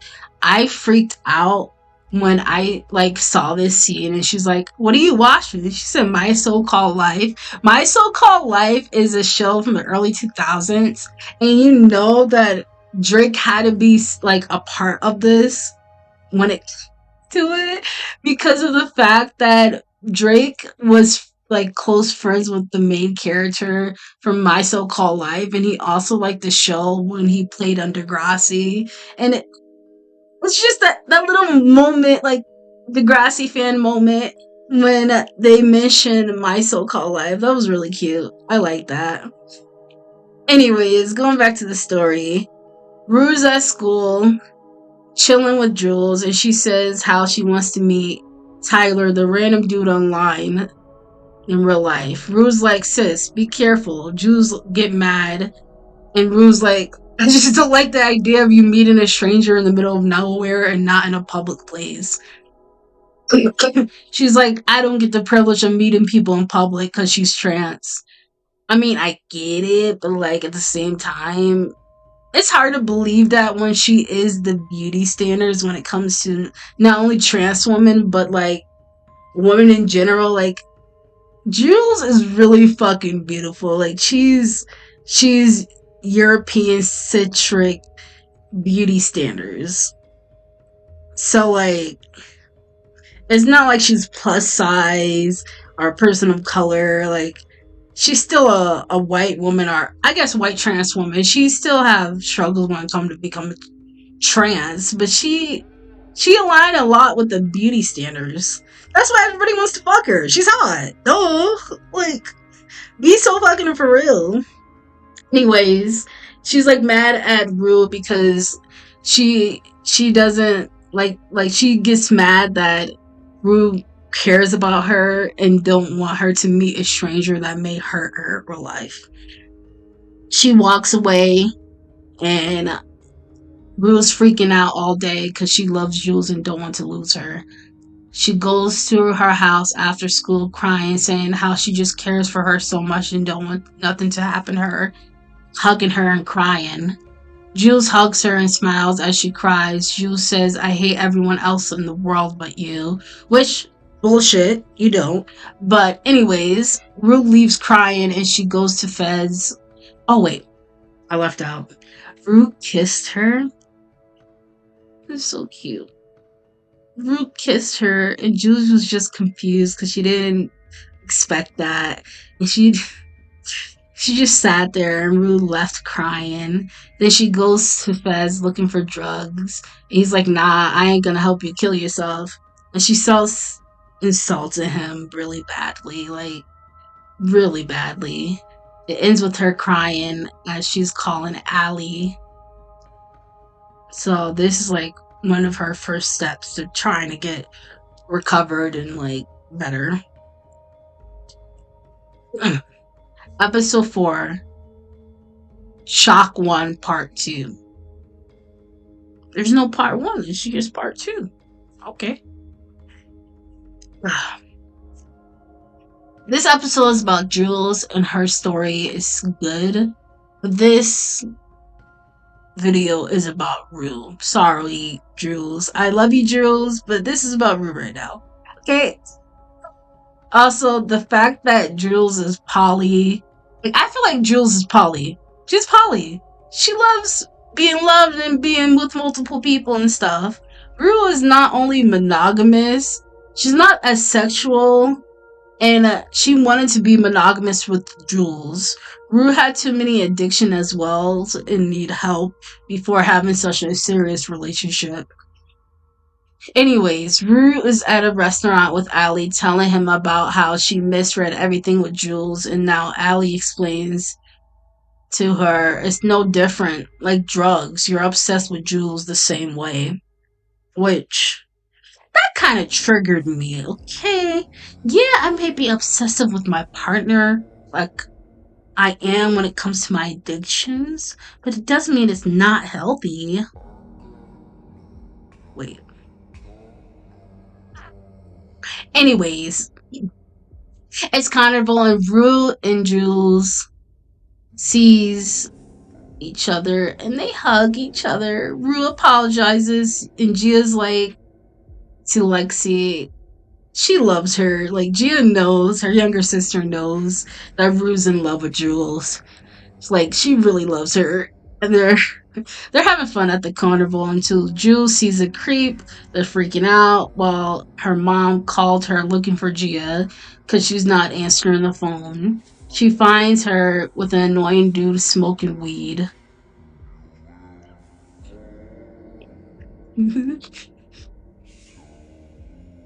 Jules, though, meets up with a random dude that she thinks she loves and finds out it's Nate. She's mad because he's a creep and indeed is a motherfucking creep. At the end of the night, she goes to Rue house and just said he doesn't look like his picture. Like, no shit. They lie down together and have an iconic moment, the feeling of love. I love this scene. It's so beautiful. I love Rue and Jules, and like, I wish they end up together. But when it comes to addictions, man, needs help. Can't really be in a relationship while you're struggling with addiction that bad. Anyways, episode 5, Bonnie and Clyde, which I'm pretty sure is about Maddie and Nate, but again, focusing on Rue. Rue's in bed with Jules going down on her, and her mom walks in asking, "Are you coming to dinner?" She's like, "No, I'm not coming." But they have dinner and it's pretty nice. Family scene. Her mom asks her about the carnival and they don't want to talk about it. They then relax together watching something, and Rue talks about Jules and how she likes her. Her mom is like, "I like her too, but take it slow." Rue says she's not delicate. Like, sis, you relapsed already with her. Yes, you are not only delicate, but like very sensitive and struggle with mental health. Anyways, then the next moment she's getting a tattoo from that rough kid with Jules. With the she's getting a tattoo in her lips with rules. It's kind of cute. They're back in school washing naked and taken by the cops because he's a creep. And Rue's like, "Are we going to talk about how the fuck Nate dad? How you fuck Nate dad?" Oh my god, I left it out. I forgot. I mean, it's about. See, I'm trying to focus on Rue mostly, but so Jules fuck Nate dad. Yeah. Anyways, she's like, "Never tell anyone, please, even if someday you hate me." She's like, Rue's like, "Why would I hate you?" And Rue continuing to talk about Nate family is scary. And she's like, "I don't want to talk about it." And she walks away after. After school, they're at Jules' house talking about sex again. And talks about her very brief history of her sexual experience of giving and kissing a guy, then giving a blowjob, then having sex, and that's about it. School talking about abuse because Nate abused Maddie. And then after school, Allie meets with Rue, asking her what happened in a year or 6 when she goes to college and you aren't together. And she's like, "You mean if?" And he's like, "No, he means when." That kind of pissed me off, not gonna lie. Cause like, you don't know that. Like, yeah, high school sweethearts is rare after high school, but it's still possible. Like, shut the fuck up. You know nothing, okay? Like, they could be a thing still. You know fucking nothing, bro. That kind of broke my heart. Even though I know they're not gonna be together, but like, let me pretend in my mind that they're going to be together. Jesus. But my Rue ship is showing probably. Anyways, sorry y'all. Rue continued to talk in front of a NA meeting, Narcotics Anonymous meeting. And she says how she's been lying and how she wants to apologize for lying to everyone about being sober. And that Allie scared the shit out of her when he said it may not last like her relationship. And she hopes he's wrong because it's been 13 days clean and she's actually happy. She rides her bike home. On her way home, she texts she's sorry to Lex and she's sorry for not being a good friend. Lex, Jules, and Rue went rollerblading together. Jules been stressed about Nate's situation, but Rue don't know they ride home together.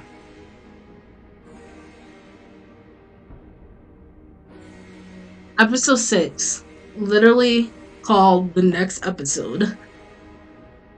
They were kind of lazy for that title, which is kind of funny.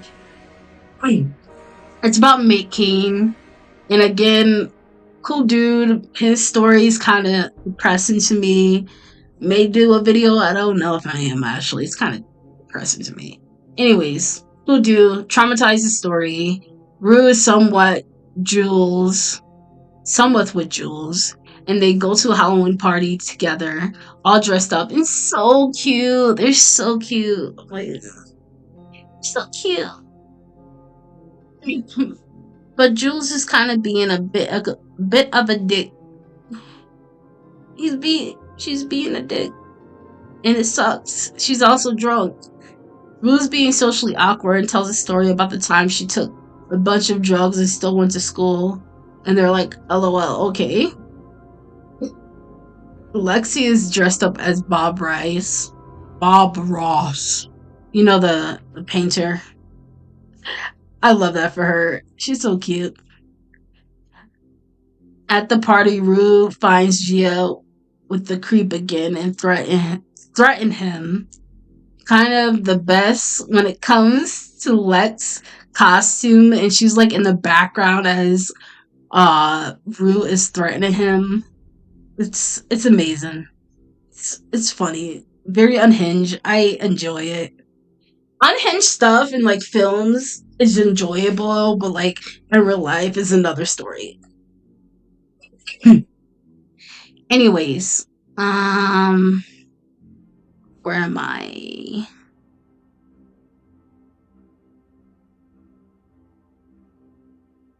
Rue then goes talk to Fez, apologize, and he says, "Listen, you a drug addict. I don't take anything you say seriously."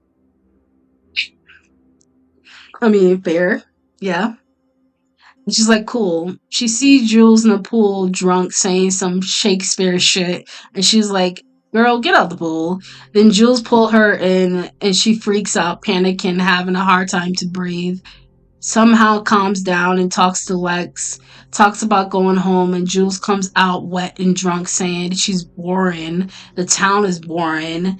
And Lexi says, "You should go home." And she's like, "I can't leave her." It's given attachment, but also she doesn't want to leave her somewhere alone. Like, she doesn't want to leave her drunk girlfriend alone, too. Which, that's kind of a shitty thing to do too, but like, she's being a dick. Episode 7, the trials and tribulations of trying to pee while pressed. This is an attack on me. This is an attack. That's really rude. Okay. So, this episode is literally like half of it is Rue being a detective, and the other half is like her struggling to use the bathroom. But yeah, relatable title. This episode is also about Cassie, but again, focusing on Rue. Rue, she is home watching a reality show for hours on end and don't want to get up because depression to have fun.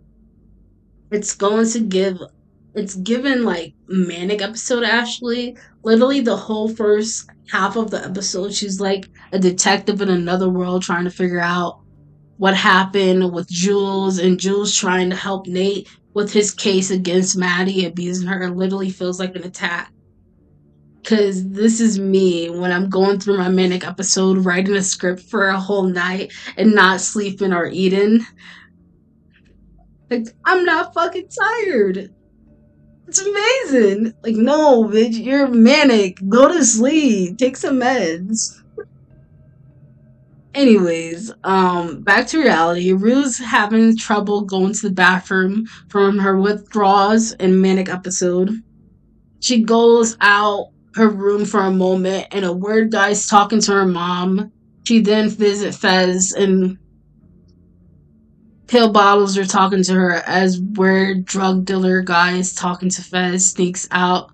She sneaks out because she doesn't want to be caught up again with that weirdo. As she's walking back home, her depression's coming back. She tries to remember all the good times and is slowly erasing. While that's happening to Rue, Jules have fun in the city and starts to miss Rue. Then it comes back to Rue on the floor in pain from not peeing. Episode 8, Salt Earth Behind You. It begins with Rue in the hospital from not peeing, and she's trying to get drugs. Wait, it starts with Rue in the hospital from, yeah, from not peeing. She's trying to get drugs from the fucking doctor. I remember, yeah. But it ain't happening. Although she can't take drugs, she enjoyed the hospital and doesn't have anxiety being near so many doctors. She has creative mind. Jules visit her in the hospital and asks if she was there because of her. Rue says no. Now they're back in the house and Jules dressing her up feminine, although clearly she's uncomfortable. Then Jules brag about going to the city, having sex with a girl that bit her, and she bites Rue. And Rue's like, nah, I don't like it. But she's like, you like it though, right? Rue mom at a meeting with Rue. She's narrating how much she loved her daughter as Rue and others are going to the school dance. They're sitting together at a table, and Rue talks about how she thought something bad was going to happen to her. And Maddie's like, to be honest, I thought you were dead for 3 weeks. Jules like, she's been sober for 3 months. But Maddie's like, weren't you in the hospital? Like, weren't you in rehab 6 months ago? She's like, yeah. And Jules goes to the bathroom. Will goes after her in the stall and asks, why don't you kiss me? And she's like, do you want me to kiss you? And she's like, I want you to kiss me like so much you don't have to ask. Then she pulls her to dance. After Rue goes to sit down outside and Jules sit down next to her, she says she hates this town. Jules says, I'll burn it to the ground. Rue respond with the title name of it. Rue asks, are you in love with that girl you had sex with? She says yes. Then she asks, are you in love with me? She says yes. Relatable. Okay. Then they kiss. Then Ruth says, let's get the fuck out of here. They leave on their bikes to the subway. And Ruth's like, Ashley, I need my meds and can't miss it. And Jules like, we can find that anywhere, don't worry. And Ruth starts freaking out thinking about her mom and sister. And Jules like, chill, it's okay, it's not that far. They make it to the train and Jules begging her to go. It says, I love you, Rue. Rue's crying. She says as Jules leave on the train. She stays as Jules leaves on the train. It goes back to her mom narrated at the meeting again. It cuts the scenes with her as a child, then preteen, doing drugs, Gia crying, and all the bad times as music play. It ends up with her relapsing again on her bed and low-key a musical. When I first saw this, I freaked out. My sister and me and the vote, like, we love all of it, bro. I watched this with my sister. The ending was really beautiful to me. I love the ending. And then it was also a two special. One was about Jules and her going through therapy. And then another one was about Maddie sitting down with her sponsor and being honest with him and talking to him as I'm pretty sure she's high as fuck. But yeah. Ooh, I'm sleepy.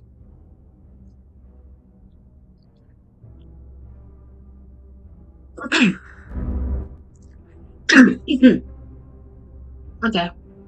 Season 2, and then I'm done. It's only 8 episodes, too. So, season 2 of Euphoria, episode 1. And there's going to be a third season. I may redo this and probably do a little bit better since there's going to be a season 3. But season 2, episode 1, trying to get to heaven before they close the door. This one is about Fez and his family, but skipping. I honestly really love this episode, and I love learning about Fez and his family. I liked it, but I don't know if he's giving her drugs, cause she is fucked up. Like, she even starts doing heroin, I think, in this episode. Yeah. Anyways, she's in the car with a white girl that has blonde hair, and the girl is about to do heroin. Rue's low key scared. She's like, "It's just heroin. Chill." Rue's like, I know, but like, bad idea still. And she's like, "Listen, I know you're just some junkie that's eating that ginger ass for some oxy," which is low key true, but rude. And she puts a needle in her leg as they both get grabbed by men and they both get dragged into the house. And a man that Fez was getting drugs from tells them to get naked except the kid. The kid, even though like Rue is a kid technically, she's a minor. She's what, 16, 17? But they take the youngest kid to the back. It's like, ain't no one want to see a young ass kid body. Like, little, get out of here. But anyways, they all get naked except Rue because she's scared, and the dude's scary. He grabs her to the shower and forces her to get undressed to make sure there's no wires on her. They all make the drug exchange and finally leave. Now back in the car, Rue's still talking about what just happened. Fez is annoyed by her attitude. They go to a party and everyone's there. Rue walks into a room while a dude is doing some drugs, so she's does drugs with him while already being high on other drugs. She asks him to check her pulse because it starts like feeling like she's dying. That's how high she is. It feels like she's dying. Anyway, she tells him to get Adderall from her socks because she can barely move. She snorts it and feels better. She's like, "Shit, thought I was going to die." He's like, "I don't know if that's a good thing we met." She just laughs and says, "You my new favorite person." He just looks worried. Honestly, Elliot is low-key cute. He's kind of cute. And like, it was a really random, I feel like it's random to add a new character in season 2 because no one acts. But he's cute, so I forgive them for that. Anyways, then later on, she's sitting outside smoking with him. He gets up and gives her chair to Jules, and this is the first time in a while they see each other. Jules asks, "How are you doing?" Rue responded, "Good." Jules asks again, "When you relapse?" Rue says, "It's just weed." Jules asks again, "When did you relapse?" She says, "You want me to be honest? The night you left." And she says it kind of meanly, but like, she's being honest. She's being honest. Like, you kind of left her, bro. And anyways, like, she got in trouble with her parents for leaving. Like, there was no reason for her to leave. Anyways, Ruth says that she says, "You want me to be honest? I relapsed the night you left." And it cuts to a beautiful scene of them, and Rue apologized how she did not meant to be mean and that she really miss her. Jules miss her too, and how she wants to be with her. Then they kiss, and this scene was so fucking beautiful. Like, the most gayest, beautifulest scene I've ever seen. The last time I saw something this gay and beautiful was like blue is the warmest color.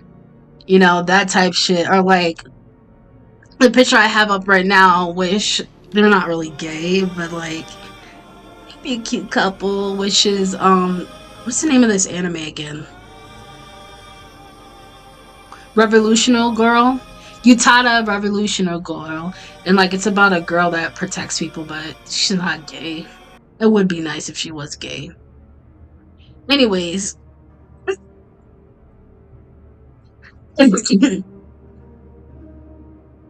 she's like, I miss you, and they kiss and it's beautiful.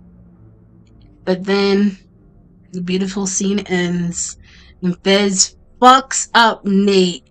Like he fucks him up. I don't know how Nate survived that and healed quickly because his face was fucked up, bro. I enjoy that. Anyways, episode 2, Out of Touch, about Cassie and Nate. Gross. No one acts. It's the first day of school, and after New Year, Rue has everything she wishes for drugs and jewels. That's the best things in the world. Drugs and jewels. Amazing. As she's kissing Jules in the school, Elliot, the new kid, walks by and she can't stop looking at him, hoping he doesn't mention drugs. She remember she's been doing drugs with him. Jules going off.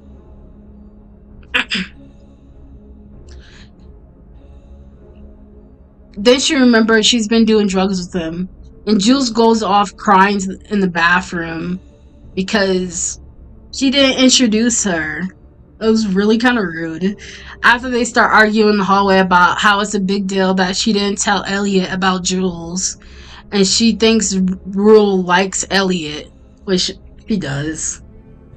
Which kind of she does. She goes home early, she's grounded, and Elliot apologized for getting her in trouble. And like, I think we should do drugs. He's like, I'm sorry, I got you in trouble, but like, we should do drugs. Then they do, smoking and snorting as they listen to music. They start to talk a bit, and Rue says how no one understands she can only be herself on drugs, and how she loves Jules and the bigger. Wait, what? Rewind a bit. How she loves Rue, and the bigger the thing, and the bigger. What's bigger than love is loss, she said. She said it. She starts to talk about her dad and how everyone thinks she's doing drugs because her dad is dead. I mean, she isn't, but she definitely got worse after her dad was getting sicker and died. Anyways, Elliot asks, do you think it's good we are friends? She asks why. He says, I feel like we don't bring out the best in each other. And she says, I'm okay with that. She rides her bike to an A meeting, asking, is she riding? She, oh.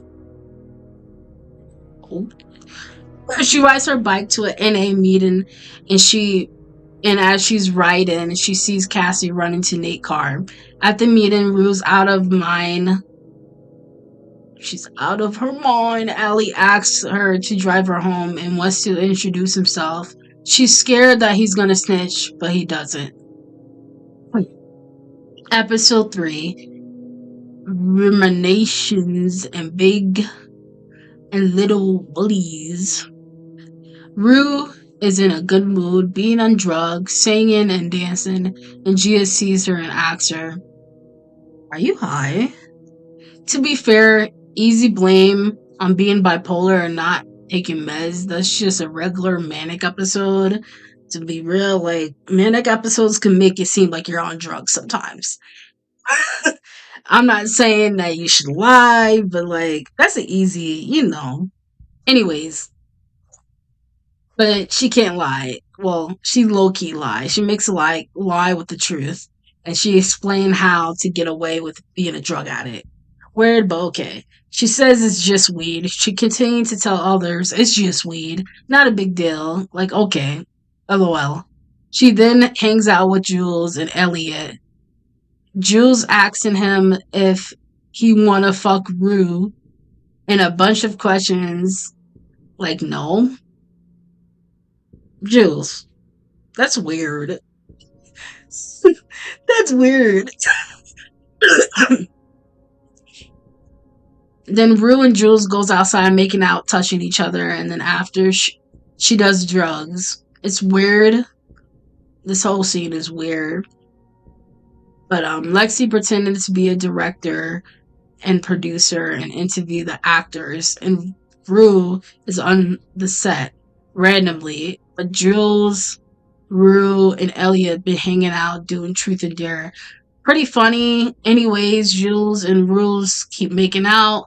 Rue does drugs again after they make out and do stuff. But things. But she thinks. But she's thinking of ways to get drugs for free. She's like, I'm a genius. And since I'm a genius, I should be able to get drugs for free. So she comes up with a plan to Fez about lending thousands of dollars for drugs, and like, no, that's weird. Fast forward, Rue's still telling people she's doing weed while she's on her way back to weirdo dude and a woman that makes money from other people selling drugs. Again, wholesaler drug dealers. Rue gives them an offer. She says $50K, but the woman, she downs it to $10,000K. Like that's any better. Then she says, if you fuck me over, I will sell you. Jules and Elliot hangs out alone as she's at a NA meeting. She gets into an argument with Elliot and it gets awkward. And she goes home. Episode 4. You who cannot see, think of those who can. It starts off with Jules eating out Rue. It's very awkward because it's clear Rue is not into it. She tells Elliot about it.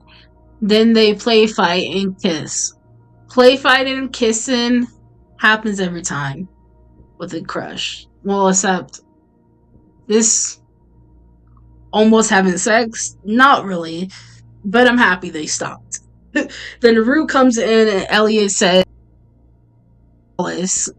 talking about Jules. Elliot starts kissing Rue for 10 seconds, and then Jules asks Elliot, truth or dare? And he's like, dare. And she dares him to lick her stomach to her boobs. It's really fucking weird. They're like trying to make each other jealous, and it's awkward. It's painful. And although, like, they kind of be a cute couple, not gonna lie. They're all cute. I like Elliot. I like Zendaya, which Rue. I mean, Rue as a character, she's kind of an asshole. An addict. It's just cute. Anyways, they're all cute, but like, they're trying to make each other jealous. And they're like, well, Elliot's like, makes a joke saying, if you keep up with these lesbian game powers, we should steal some liquor. So they do. As they do, the guy comes out the store with the bat, hitting the window, and Rue is still high. And Elliot telling her to slow down, and Jules realizes she's drinking and asks her, why is she drinking? And Rue says she just wants to go home now. And Jules asks why. She says, I can't fucking stand you right now. She's sick of arguing and she'd rather be home. She turns kind of mean and nasty. He drops her off and she goes to her suitcase full of drugs. It takes some more. She looks so tired and out of it. And this is a banger that plays. Jules starts to make out with Elliot. And he's like, hold on, tell her about Rue.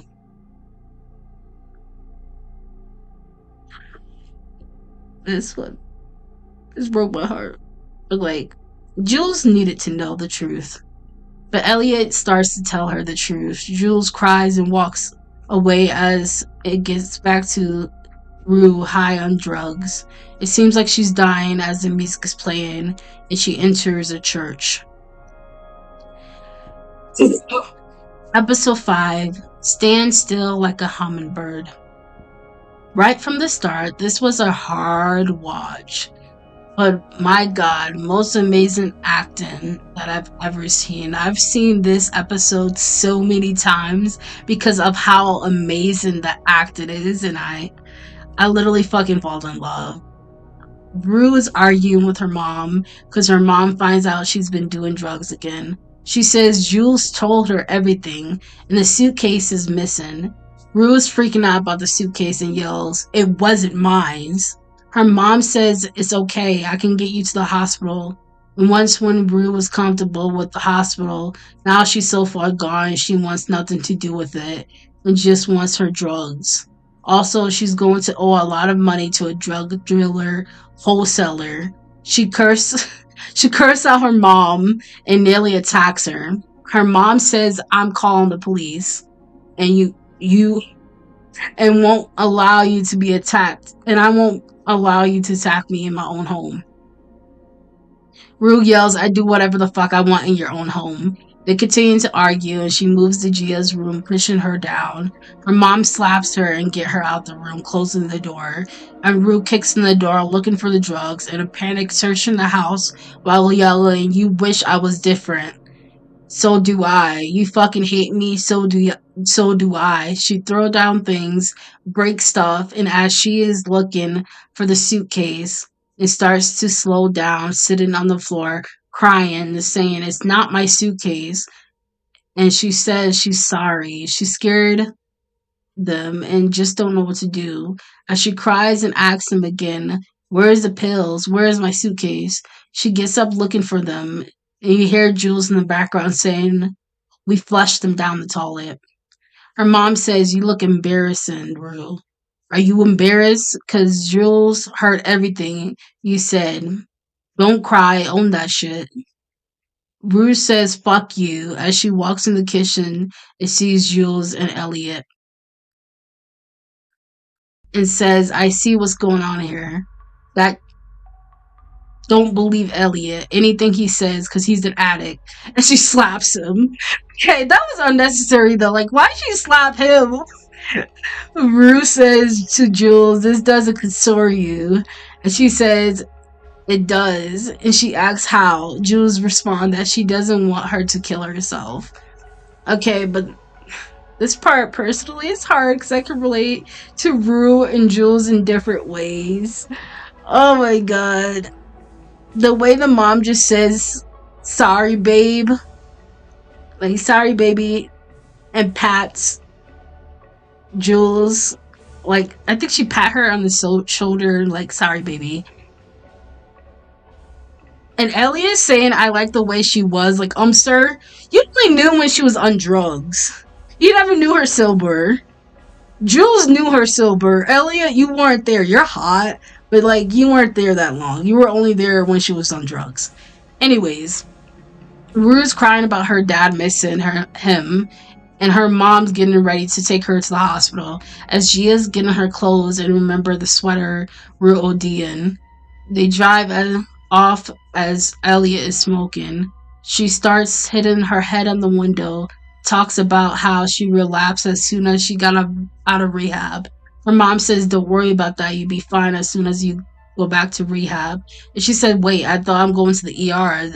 They continue to argue as her mom is driving. It goes in and out. She talks about how without this intervention, he was like a month from killing herself. She then says, "Sorry, mom, I can't do this," and jump out of the car, running away in the street. Somehow she's fast as hell. And this is the beginning of the episode. She stops until it's nighttime. She's in pain from running so much and withdrawals, I'm assuming. She's looking for Fez, can't find him. She then goes to Lex's house in pain. Everyone is there, from Lex, Cassie, Maddie, Kat and her mom. She goes to the bathroom to look through the medication and take random jewelry. As she walks downstairs, she sees her mom, and her mom says, "Come with me." How? It can't feel that good to be mean and terrible to people you love, she says. She sits on the stairs saying she can't be clean forever. Cassie being dizzy saying, you don't have to take it. Wait. Cassie being dizzy says you don't have to just take it one day at a time. You can just take it one day at a time. You don't have to do it like every day. You just take it one day at a time. Rue's like, "Hey Cass, how long you been fucking Nick Jacobs?" She's like, "What? I'm not." Cassie mom's like, can we table this conversation right now? This is about Rue. And Rue mom goes up to Rue saying, "Let's go." Rue said she can't. And they're still arguing over abusive ugly man like Nate. Cassie's like, "Don't believe Rue. She's a drug addict."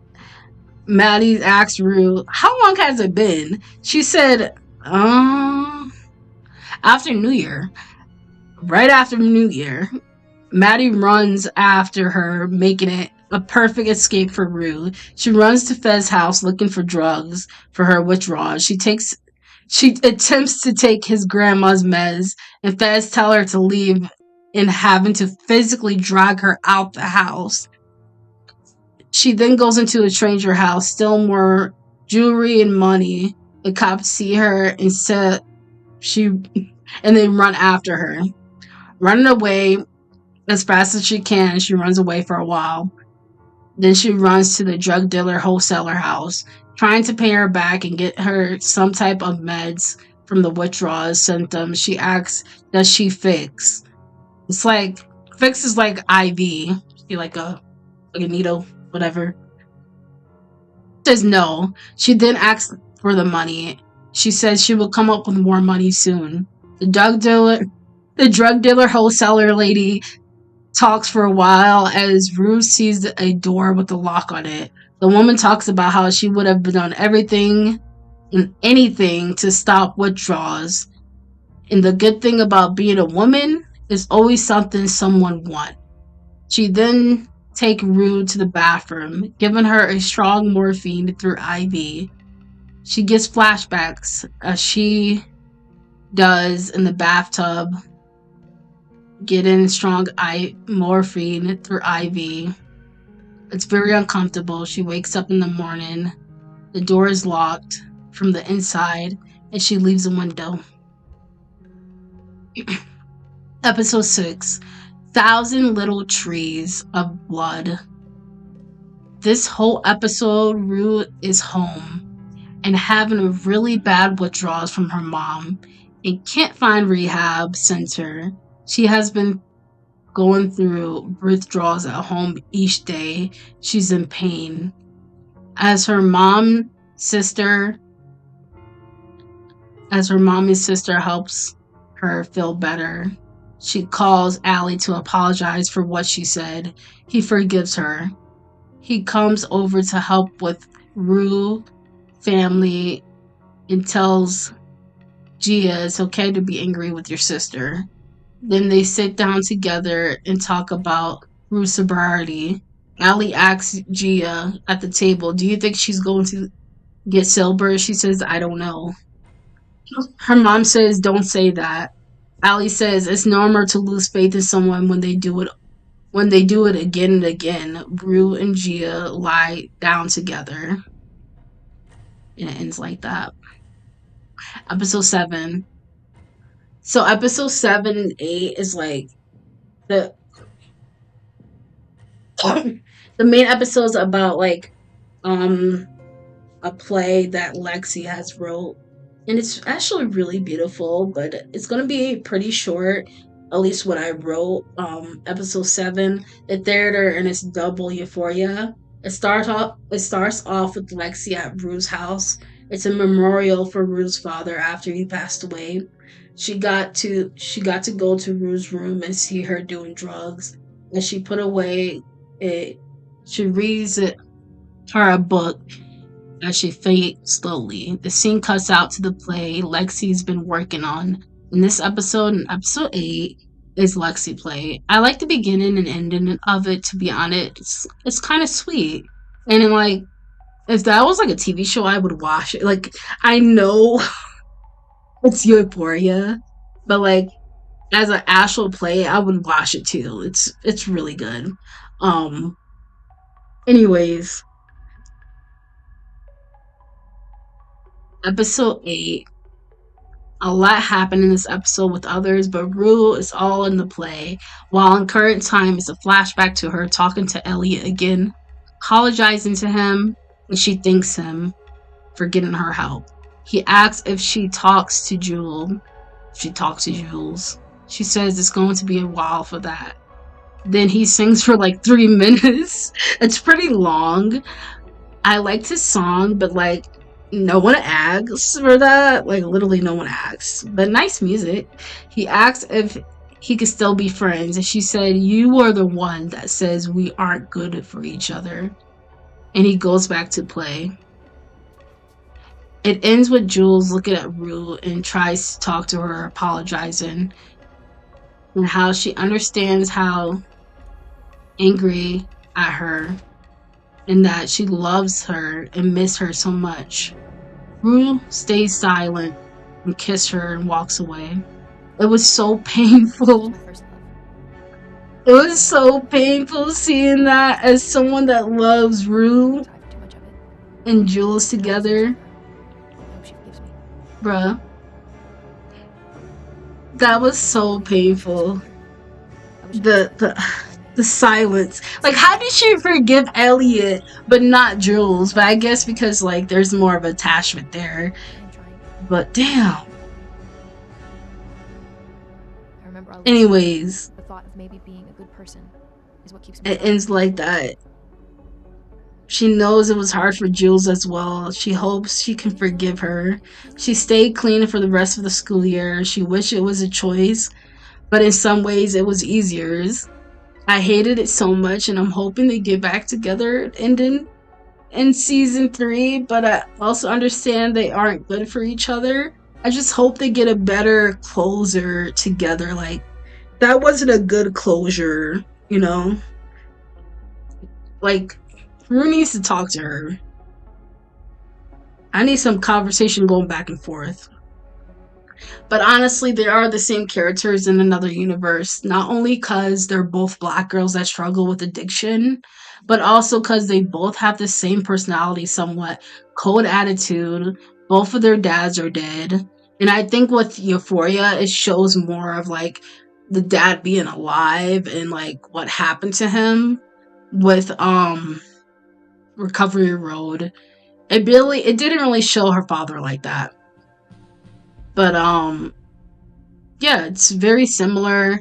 It affected them both in negative ways, their father's death. While Rue started taking medication from a young age for her ADHD and other mental health issues and disorders, she started to take more medications, including her father's, as her dad got sick.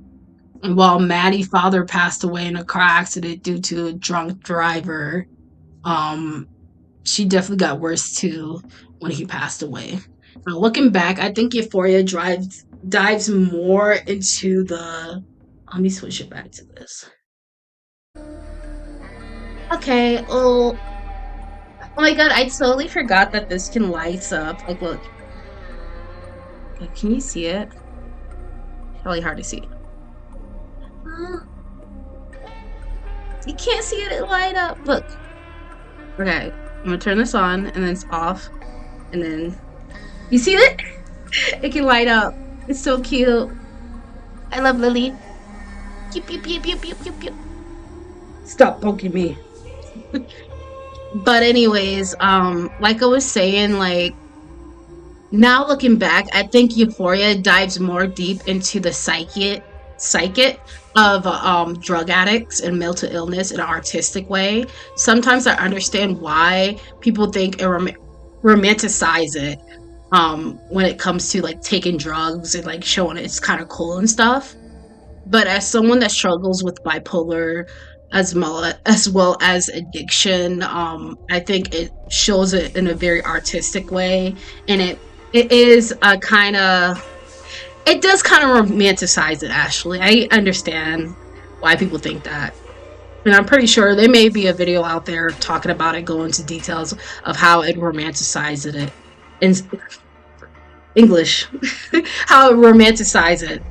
But I honestly do think that Rue likely had autism, and it's actually funny. Well, not funny, but like statistically speaking, individuals with autism are more likely to be addicted, like have addiction problems to drugs and alcohol than those that are non-autistic as well. As well as having bipolar. I know she wasn't officially diagnosed with bipolar, but I think she had that too. But yeah, I think Euphoria shows it a little bit better if you just focus on Rue episodes, especially season 2.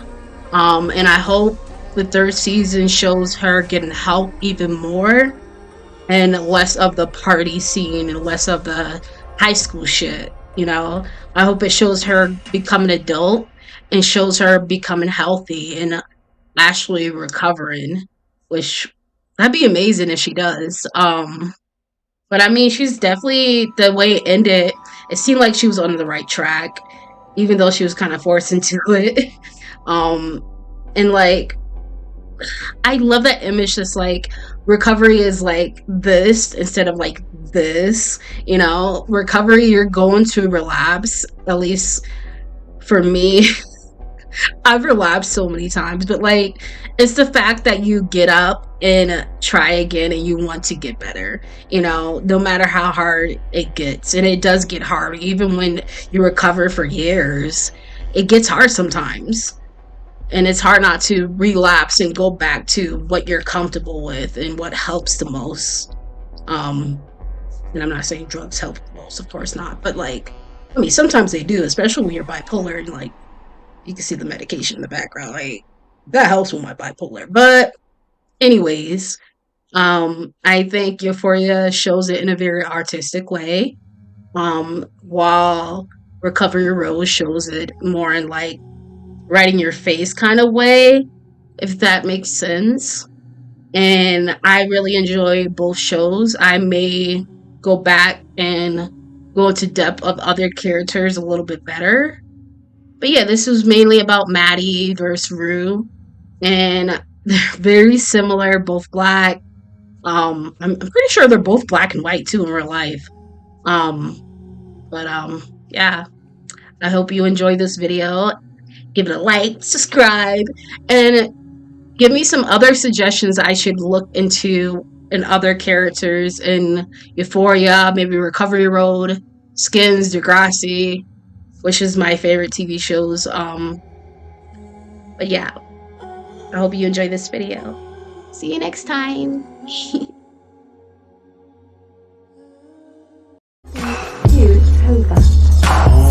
Just ignore the cat in the background. Janora.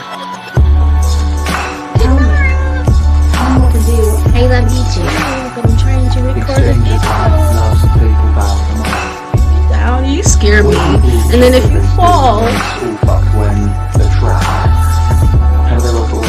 Janora, down. Or maybe. Nope. Janora, get down. You're gonna hurt yourself. You can make our lives.